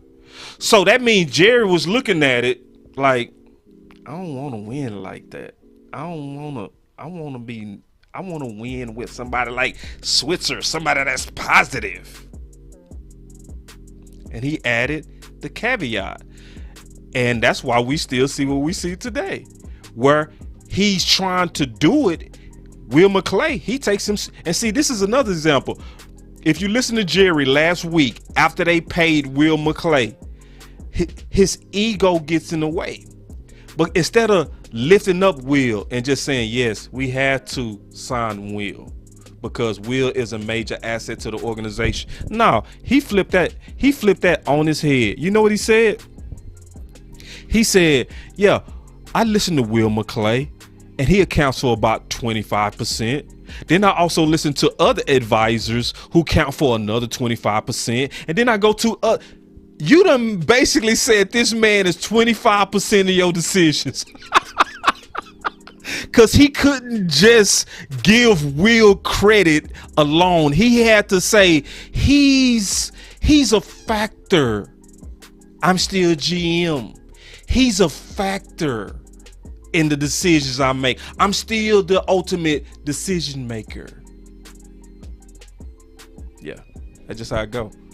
And so that's just where we are. We got to deal with the politics of, all right, I'm going to take another call real quick, man. We got the phone lines open. So this is the life of a Cowboy fan. That's why you can't quit. Don't quit. Because see, being a Cowboy fan is like being married. You already married. You already married, so you got to make it work. You already know. Now you know later you married somebody with some dysfunctions. You still got to make it work. At least that should be your mentality. At least, unless somebody too crazy. But that's what's up. We married to dysfunction, but we got to make it work. Shoot. Boss Cowboy Sports. What up, boss? What up? It's me. Man, what's up, man? What's up? What's up? Talk to me. How you feeling, bro? You aggravated? I'm like, man, why does offense look so stale? Why couldn't Roman call out our plays like that? Oh, Kellen Moore, I get it. You being predictable now. And I don't like this offensive line switch we've been doing too, man. We need to stick to one offensive line and let them play so we can establish a running game. Like, come on. Why haven't we established a running game? Because the offensive line keeps switching. They don't know what they're supposed to do. You hear me?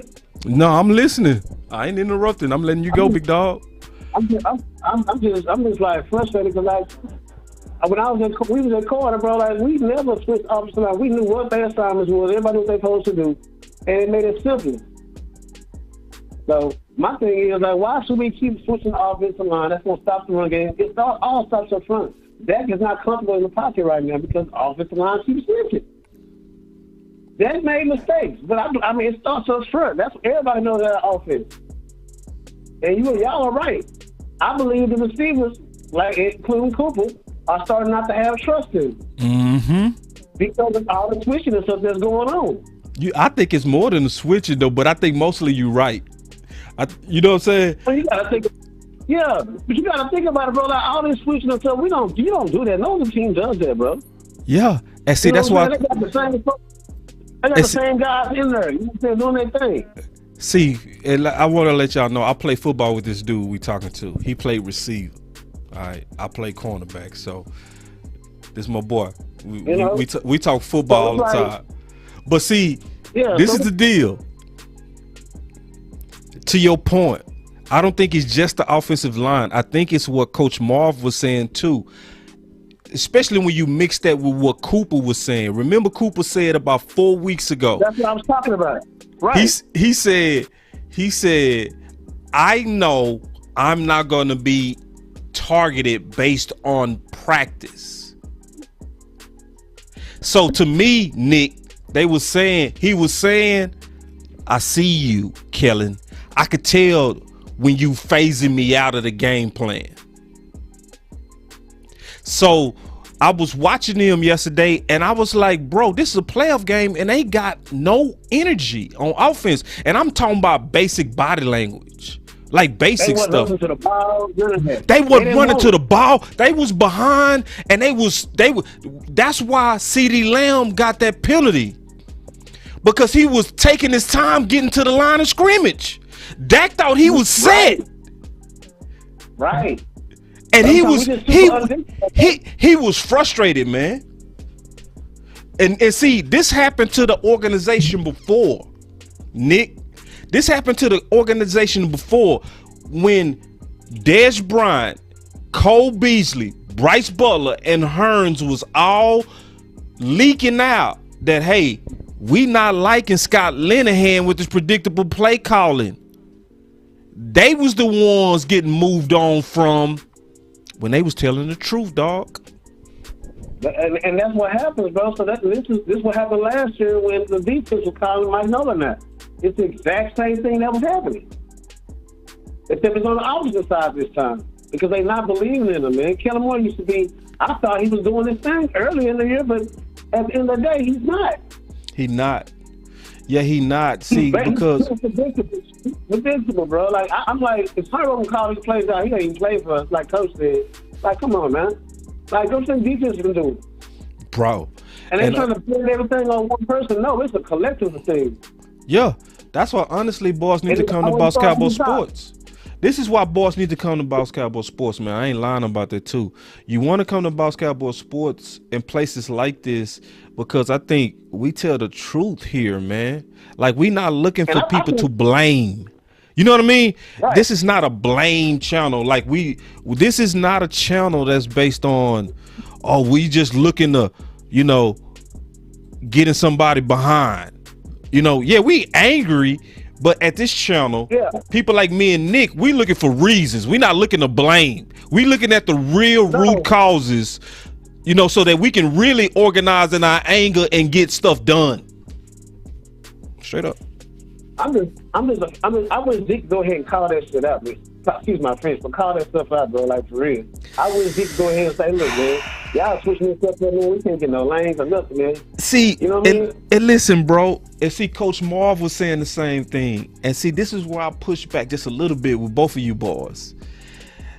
That's so hard for them dudes to do. Because now, bro. And I feel what you're saying. What you're saying is be the ultimate principled person to where you will speak out in the public for what needs to be done on this team. The problem with that, though, bro, is these same guys saw backlash with other guys who've done it, right? Because Zeke was here with Dez. Saw Dez tell the truth on Scott Linehan and saw him get run out of here. See what I'm saying? So that kind of makes you say, well, even if I'm telling the truth, I could be made into the bad guy. So let me keep my mouth shut. And you can, right? Yeah, big they dog. Want to win. But he from the same background we all came from. He want to win. He want to win. And I don't blame him being like that. I like that energy. Me too. And I think we lucky. I think we lucky. I think we lucky we got Amari though. Because see, Amari, you can't look at Amari and say he's a distraction. You know what I mean? Because he's so mild-mannered, but he's a dog. You know what I'm saying? He's the perfect temperament for Dallas. If he was a typical alpha receiver, oh my God. And that's the thing, because like people try to take it as Amari was throwing a jab at Dak. Now he was throwing a jab at Kellen more. Right. I mean, I don't see how boys didn't see it that way. That should have. I thought as a fact he was taking a jab at Kellen more because no doubt.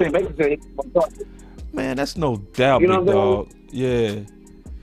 And I mean, I think maybe he being vocal, but he being vocal the right way.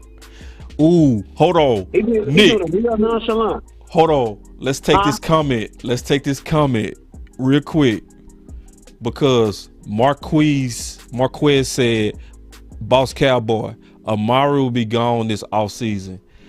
Sadly, I think it's true. I hope not, bro. Sadly, I think it's true. That's why we need to talk about this. That's because we need to be able to put out there and show we see what time it is.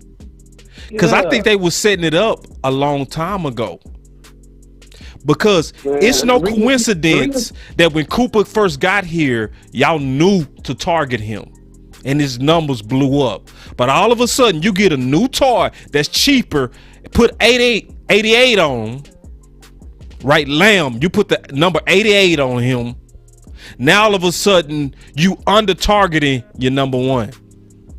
And watch how those media cronies that work for the Cowboys, in about a month when everything settles, they gonna start talking about, is Cooper worth it? It looked like he had to play through a lot of injuries. Is he consistent? Look, his numbers are down. They not gonna talk about his target. They not gonna talk about his targets was down. They gonna just say his numbers was down. Look, CD Lamb got 1,000 yards. They ain't gonna talk about Kellen Moore being basic in play calling either. They not gonna talk about that. See, all right, and see, listen, and I want you to call back when we go through. See, listen, I'm going through all the groups, Nick. This is my boy Nick. He played receiver. He was a dog. Okay. I'm going through all the positions as an exit interview.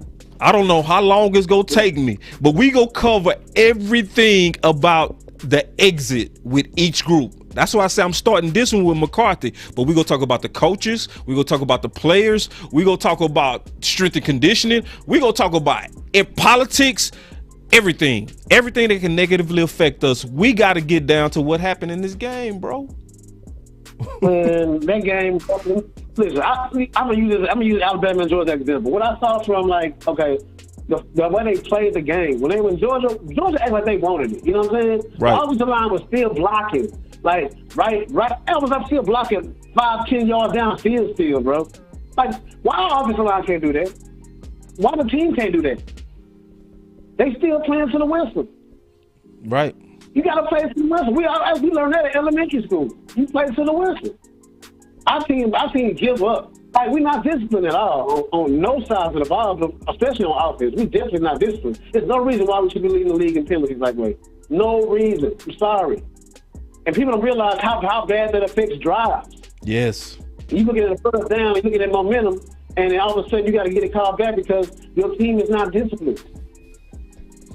Casey said, take out a small thing. We got talent. We got to take out a small thing. The small thing is what matters. The small things is what matter, bro. Exactly. Listen. It is, bro. That's good. You take care of the small little details, you win. Oh, and see, you don't have those mistakes. You don't have third down plays that go for 20 and then get called back because of something somebody done did or somebody wasn't set or you know what I mean? Offensive line jumping or whatever the case may be. Why y'all can't? I mean, I'm just. You hot, bro. Listen, you hot, but, I mean, and like, you should be. Like, all of us are steaming right now, bro. Like, y'all know the plays, man. If I'm looking at somebody running, if Dad's looking at you crazy because I feel like you're going a bad route, I'm going to trust Dad because Dad's on that playbook. Right. So, receivers, y'all got to get on board. You know what I'm saying? Let me answer this question real quick, Nick. Let me just answer this quick question real quick. Casey said, if we do fire McCarthy, who else is available? It's a ton of quality coaches available, a ton. But I honestly feel like we not go get rid of Mike McCarthy. I don't. We're not going to get rid of Mike McCarthy. Yeah, because see, that's not Jerry's style. You know, now. No. But see, what I'm fearing. I would Brian Flores. What I'm fearing. Oh, yeah, man. Come on, man. I would love somebody like that. Huh? Yeah. I would love somebody like that. No, I mean, of course. Yeah, of course. But see, this is why Jerry not gonna do it. Jerry not gonna do it because Jerry, he believes in incremental changes. He's a tweaker now. You know what I'm saying? He's not I'm gonna cut it off. You know what I mean? And start from scratch. Now he feel like we too close. So he's gonna tweak this. It's gonna be some tweaking this offseason. It's gonna be some sacrificial lambs also this offseason. What we praying for, what I'm praying for is Kellen, God, please get hired. Cause I want the last of that Jason Garrett, Scott Linehan regime out of here. Get rid of the Trojan horses. Get rid of the people that Jerry and Steven can manipulate. Get rid of the people that he can go to and say, hey man, we need Cooper to only get X amount of targets. See, because y'all remember, wasn't it Cole Beasley that said front office dictates who they want to get the ball? I remember that. Do you remember that, Nick? I don't remember that. What say it again? Yeah, Cole Beasley said that. Cole Beasley said that front office dictates who gets the ball. And see, a lot of Cowboy fans got mad at him. He's bitter. He's mad. He's just bitter. He's bitter. Cole Beasley was telling the truth. Well, I don't know. I ain't gonna say I know that he telling the truth, but it sure look like he telling the truth. No, he's not bitter at all, bro. I don't think he bitter. I think he just wanted. He wanted. What I like in 2016, they didn't care. They didn't care about favoritism. They cared about winning. So in 2016? Yeah. They cared about winning. They wanted to pass the women was open. You know what I'm saying? And that's what I like. Why we can't go back to that? And Kellen Moore know, even the offense, Kellen Moore know, we want to hurry up. That gives the offense less time to think. They just react to what they know they're supposed to do. And that's why they were so successful doing that. They thinking too much at this point right now. Everybody thinking too much. Yeah. I mean, like, think about it, bro. How many times you seen our hurry up offense? We run at the end of the game and we driving down the field and don't have no mistakes. Yeah, check this out. Because they don't have an opportunity. Huh? Check this out. One more thing real quick that I'm on me and you to tackle. Then I'm going to take one last call. Micah is different said, relax. Kellen is gone. Watch. What's your thoughts on that? Kellen Moore gone? Yeah. I mean, I don't mind. I don't care. I would love to have all the boys gone from the old regime. I want all of them gone, really. I want us to have a clean slate because I know some coaches look at our offense like, man, I wish I had their offense.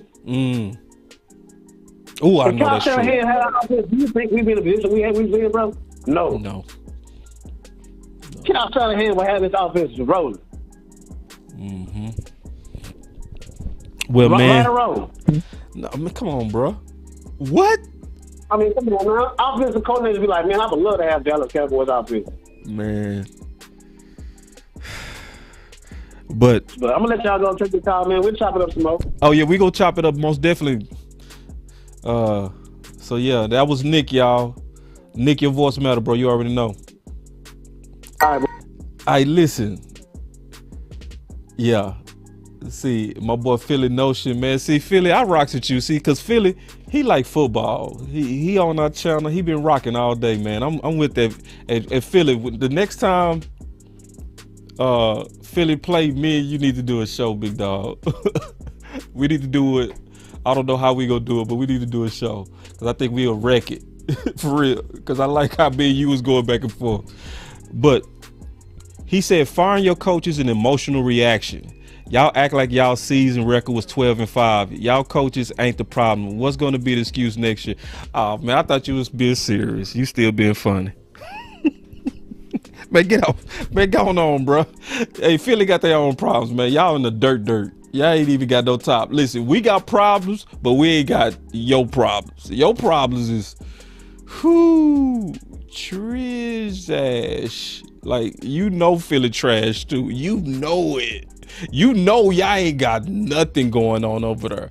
To the point y'all even call it, I put it like this. This is what I told Philly Notion and all the Philly homies that was trying to debate. I don't know why they were even trying to debate us. It's like, bro, y'all not even on that. We should never debate y'all. I'm gonna be honest. We should never debate Philly. Never. Cause y'all not on our level. Y'all like the little brother. Y'all not even like a little brother. Y'all like you're a little nuisance. That's what you are. You like to hang on a leg. Get on, you little green nut. Nothing's get on. That's how I see Philly. Like, you're not even worthy. But yeah, man. Let me get Philly off of here, man. We talk about us, man. I'm gonna take another call. Let's take one more call. Philly Doodle, my boy over here hating. We ain't got time for that.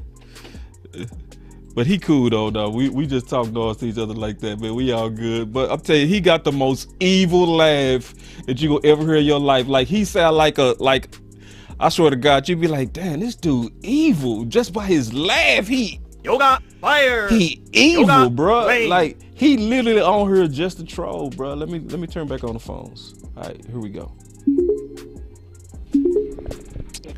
Boss Cowboy Sports. What's up, man? What's up, man? Who is this? What's up, bro? Oh, what's going on, big dog? Let's talk ball. Man, I've been trying to call and get in on the action because I'm gonna tell you something. I'm mad as hell, bro. Let me explain something to you. You just laid down the law, and let me just say this. We started off the show right, man. I'm hurt, man. Yeah. I'm hurt. More hurt for you. I'm more hurt for Big Game James, Skywalker, Boston Body, and Law Nation. I'm hurt for y'all because, man, y'all put a lot into this. Yep. And for them to put piece of garbage out there on that field out there. But let me just say this. Those three things that you were saying. What was those three things you saying what Jerry wanted when he was all about? Yeah. What the three things? Yeah, so the order of importance. I said Jerry do care about winning, but it's not first. So first is his money. Second is appearing right. Third is then winning. That's what I said. I'll stand by it. Hey, you 100% right. But let me ask you something, Boss Cowboy. Have you ever seen a Brinks truck fall in a hearse? You can't take that damn money with you. This man here, let me tell you something, man. You only promised 10. That's 70 years. And so Jerry Jones has got years tacked on to him, which those are blessings. If anybody know the real thing, those are blessings. But those blessings also can come back on you, and he did this Sunday. Let me explain something to you. I got on the show, man, on Skywalker show, and I said, man, we cannot keep making these mistakes.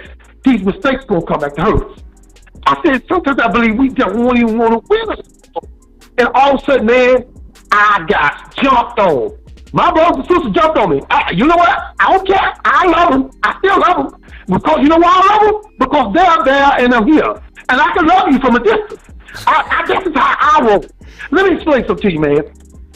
You got to understand something. That will be there almost, 7 years now? Be 7 years? His 7th year? Yeah. Then when is it clicking his head? Now, Kellen Moore should have been going with Jason Garrett. He should have been going with the Wheaties man a long time ago. But no, he was the ball one. How did that ball one work out? How did that work out? We all sitting here hurt. Let me tell you something. I try to put my mind on something else. Man, I stayed up to 4:30 in the morning. Doing what? I should have been asleep. That's what I should have been. I should have let this stuff get into my spirit and mess me over. Because we need to do this. If you're not going to get rid of Coach McCarthy, you got to change the atmosphere. Let's say they let Dez Bryant go. Dez was telling the truth. Cole Beasley, he was telling the truth. But you know what? Cole Beasley is in the playoffs right now and got a chance to get a Super Bowl ring. We had another linebacker lead and go to Kansas City. Won a Super Bowl ring. It seems like everybody that leading us is getting a championship. Seems like to me. So that leaves me with one thing. Don't worry. Like I told Miss Butterworth, I said, Miss Butterworth, don't worry why Mr. Johnson over there walking around his house naked in the winter time. That's none of your damn business. Maybe he needs to be on his medicine. See, the game plan is to not worry what somebody else doing. You need to worry about what you're doing. So let me just end this call in a closing. You got the rabbit, the squirrel, and the raccoon, and they want to get across the water, across the river, and get the fruit on the tree that was hanging. Oh, the fruit was real juicy and good, but they couldn't get across because the alligator ruled the river. So the alligator rolled up. He said, "Hey, what are y'all doing out here on this bank?" He said, "We're trying to get across there to get that fruit." He said, "Well, I'll take you. How much you charge?" "I don't charge nothing." So he rolled one on across, the rabbit. Then he came back and got the raccoon. Then he came back and got the squirrel. And then he said, "Mr. Alligator, we sure appreciate it. How much do we owe you?" He said, "You don't owe me nothing, but I owe your ass something." So he ate all 3 of their asses. Know why? Because he's a damn alligator. Okay? Jerry is the alligator in the river. And if he comes up and decides to take you over there to get that food, only he will be the one that eats you. So let's just take a step back and see what Jerry's going to do. Because we have seen Jerry say one thing and do another. Yes. What billionaire you know tell the truth? Not one I know. Yeah. And that's all I got to say. I want to thank you, man, for doing what you do. You the best out here. Hey, man, we love you. We care for you. We care about your family. And, man, keep doing what you're doing. Because as long as you are letting people give their voice and you care about what they're saying, you're gonna go to the highest height. We love you, bro. So what you doing ain't in vain, Boss Cowboy. And that's all I got to say, man. Brother, you're my brother for life, and I love you, bro. Thank you, Uncle Charles, man. The fantastic call. Yoga fire. I get Yes, sir. Y'all give Uncle Charles some of that fire, man. That was a fire call, bro. God, oh man, I love the Cowboy fans, man. Yoga fire. Y'all the best in the world, bro. That boy told a whole story, man. He gave us an allegory. God dog, he gave us a whole story about how the alligators never go change, bro. True too. My last thing I'm gonna say is I do think, just being honest, Jerry need to put Jimmy in the Hall of Fame. Cause I've never, ever failed for we was cursed. But man, sometimes you gotta do the right thing sometimes so blessings can come your way. It's a bad look to just him and Jimmy for them to accomplish so much and still years later not be healed.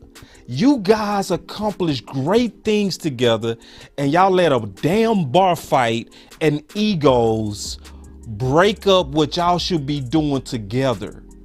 Both of you guys was great together. Jerry was great with Jimmy, and Jimmy was great with Jerry. And see, a lot of people like to push Jerry off a window to give Jimmy all the credit. That is ass backwards, y'all. Because Jerry was the one who had to put his nuts on the line to get rid of Tom Landry to come get a college coach. Yeah, so before you even had a Jimmy, you had to have a Jerry that was willing to go against a popular fan base to get a Jimmy.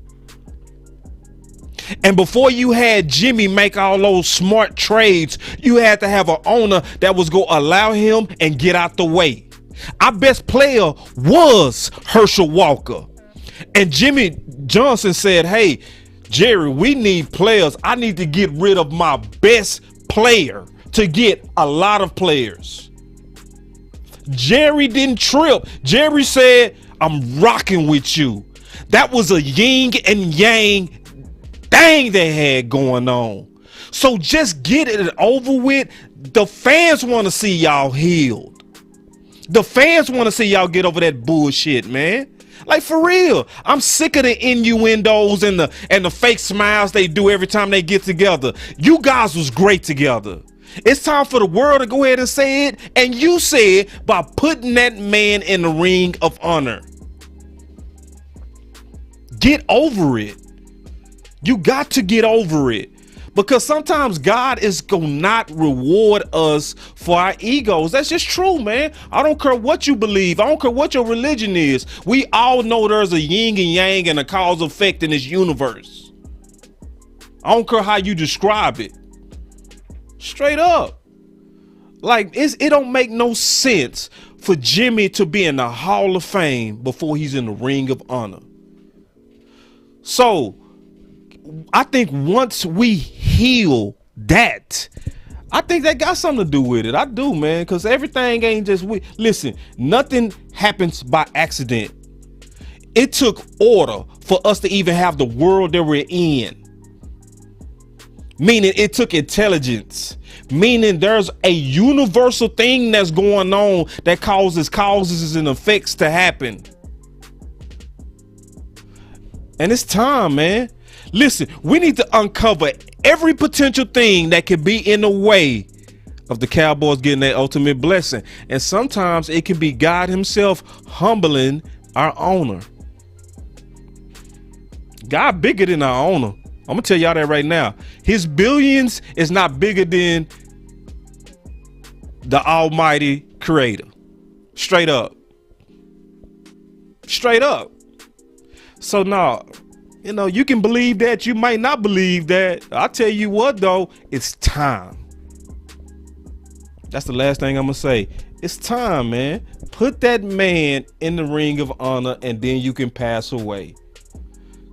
Because I know I'm speaking for everybody when I say, when we all settle down and we get mad at Jerry, when we all settle down, we still say, but we appreciate you. Because we would have never had those 90s without you putting your life savings into a failing team. And you put all you had, Jerry, into getting us rings. Go back to those days. Because we all can see rings not first no more. You got the order off. Yeah, you want to win, but you want to win on Barry Switzer type of stuff. You want to win positive. You want to win with your guys. You want to win because the guy that you want to win with the Kellen Moore. You want to win with Jason Garrett. You want to win with the guys that you could influence. You can't just hire like you used to. Let them coaches come to you with suggestions and you say, hey man, I'm gonna rock with it, but you go also live and die on that decision. Make sure you right. That was the former Jerry. He would be like, yeah, okay, I'm gonna rock with you, but you go live and die on that decision. And I'm telling y'all, we all gotta pray that Kellen Moore get a job.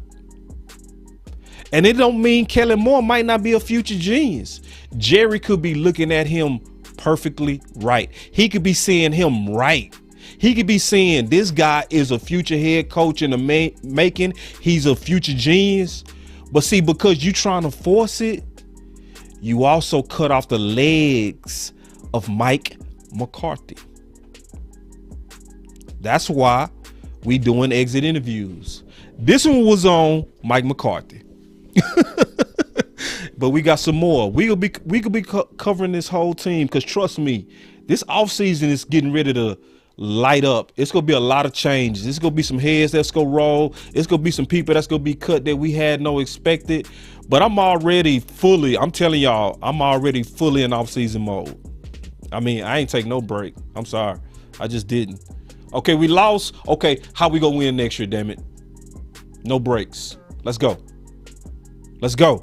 Cause no quitting.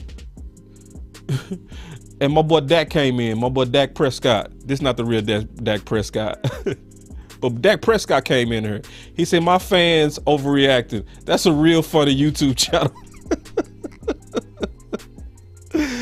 But if this was Dak, I would say, Dak, you know we not. Stop it. You know we not overreacting at all. If that would have been a real Dak. No, we not overreacting. No, we not. So my boy say, Boom, I can't wait to hear from you, Boom, because I could tell you seem like my type of guy. My boy Boom said, I'm going to call in when you exit interview OC. Okay. Yeah, because I could tell, man, I could tell. I look at the chat. I could tell the people that's really, really kind of, what's the word? I would say historians. You strike me as a football or Dallas Cowboy historian. Just watching your comments, I could tell you seem like the type of guy that's gonna keep me sound, because you the type of dude that's gonna want facts. And I do my best. Everybody know I do my best to give facts on this show. So there it is. But listen, I'm gonna have a lot of these. Trust me, we gonna go through this. Listen, because I'm determined to go through each one of these, right? And we did start with Mike McCarthy, but I promise you it's gonna be way more than Mike McCarthy. That we go through all the workings of every group, and we gonna try to look at it from every angle so that we can be super solid in our intelligence in this off season. All right. But hey, that was Boss Cowboy Sports, where your voice matter. Always, people, always, please make it a habit when you come in the door. Hit that like. Just make it a habit. When you come in, hit the like. And then hit the subscribe if you haven't subscribed. But hit that like. Also, do it on Facebook. We are now streaming live to Twitter. So I can now feed in Twitter comments. I just haven't done it yet. So, but y'all make sure y'all do all of that, because that's how y'all put this content out there. And y'all have been, and I appreciate everybody that donates with the super chats. We had quite a few today, as well as Boss Cowboy Sports to CashApp, because we using all that stuff to make upgrades.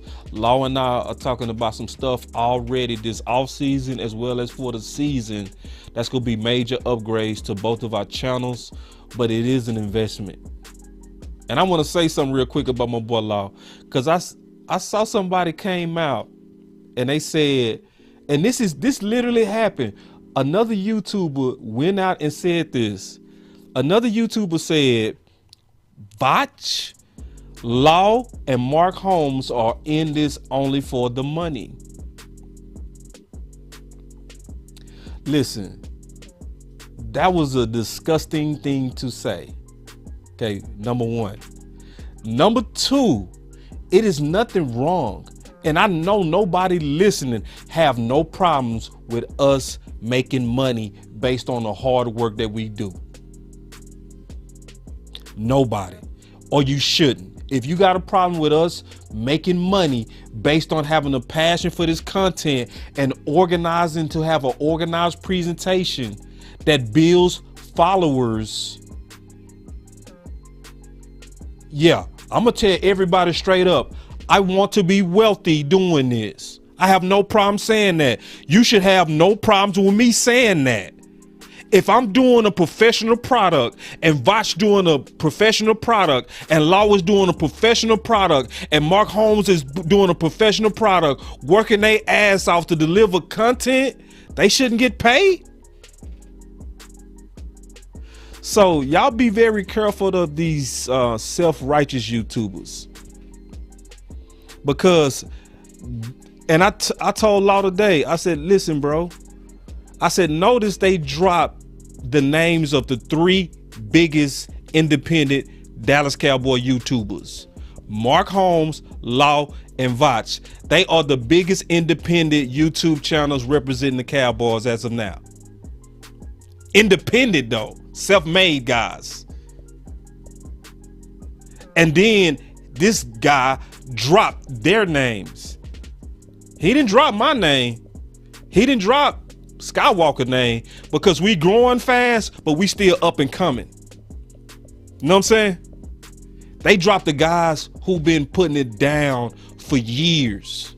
A lot of times during them times for free, because YouTube wasn't paying 6 and 7 years ago when Vach was doing it, when Mark Holmes was doing it. Yeah, it paid, but it pays better now. So I know nobody got no problems with us getting paid, because y'all pay us too. I get a lot of cash apps from people that say, hey bro, I just appreciate the work you obviously putting in. They say stuff like that. They don't say, hey, they say, I just know that you working hard. So I already know, man. I came, listen, see, look at this. See, look, see, this is how the love go. I knew it was gonna happen. He said, I have no problem at all with you making money. Just keep putting out the fire content with $20. Thank you, Jazzy Jeff. I know y'all don't. I appreciate that too, big dog. So like, and I told Law today, I said, bruh, I said, don't even respond to the dude. I said, cause you the Drake in the game. You are the Drake in the game. If you respond to him, he go actually get more followers, because people go want to know who you talking about. So I ain't gonna never say the dude name. Y'all ain't gonna know who I'm talking about. But I saw it, and it's disgusting. And we appreciate you, Jazzy Jeff, and everybody that's like you.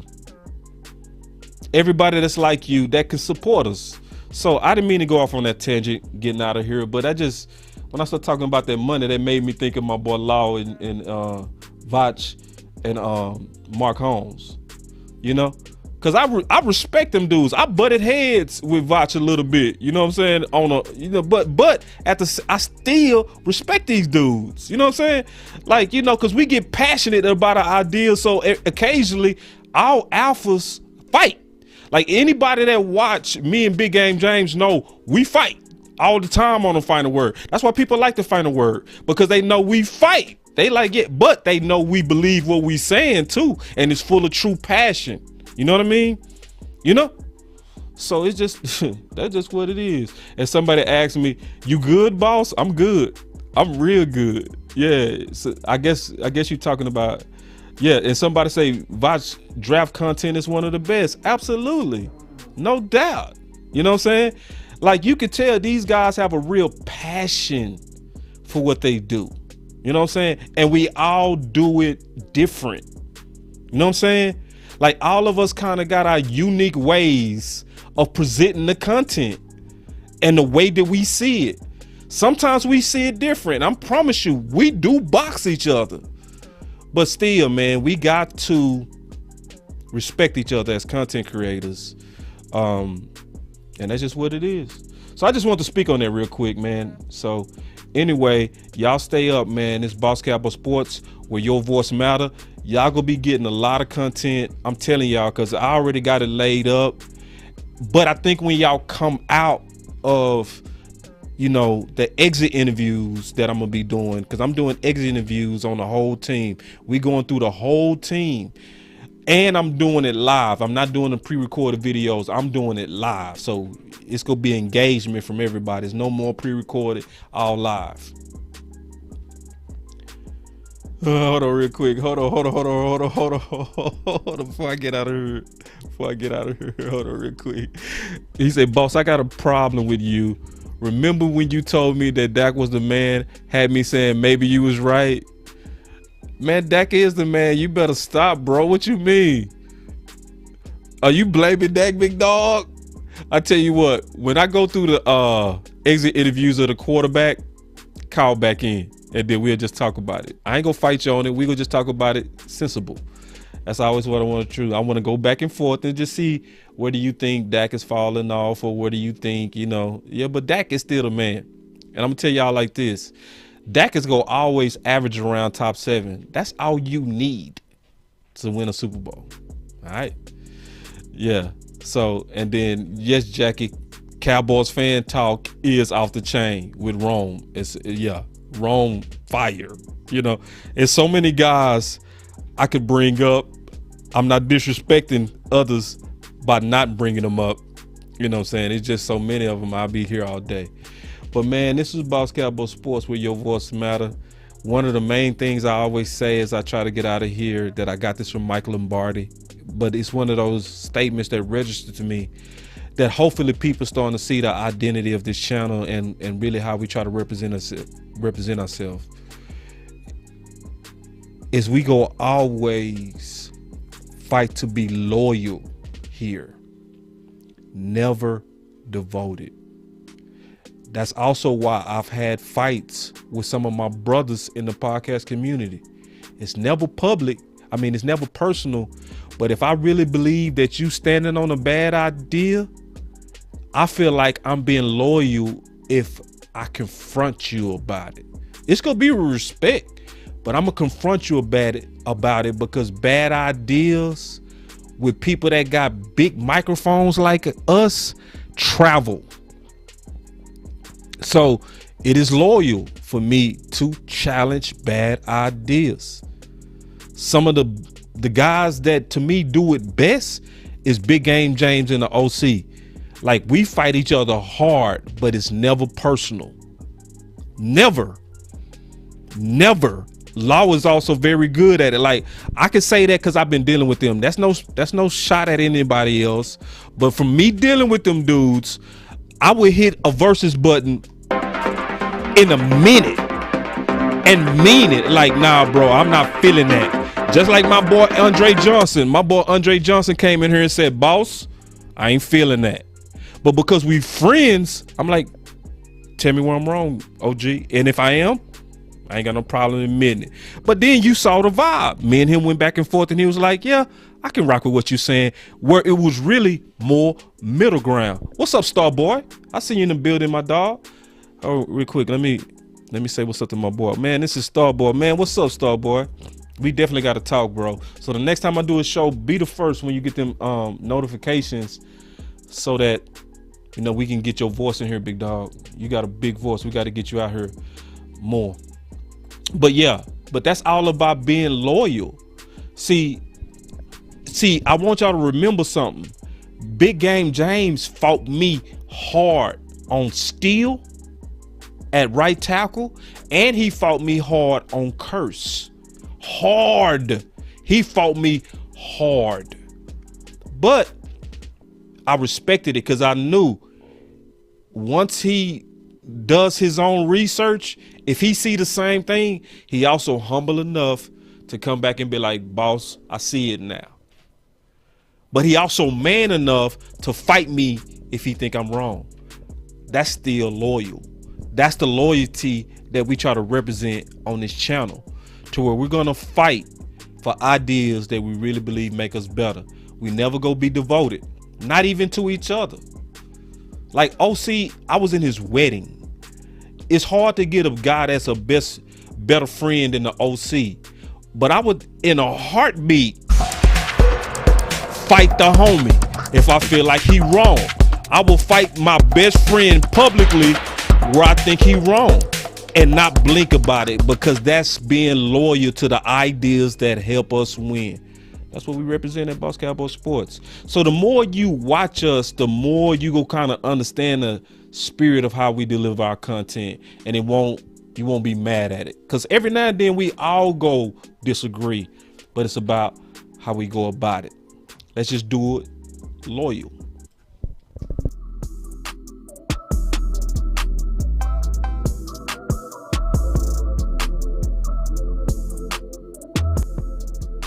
Boss Cowboy Sports, where your voice matters.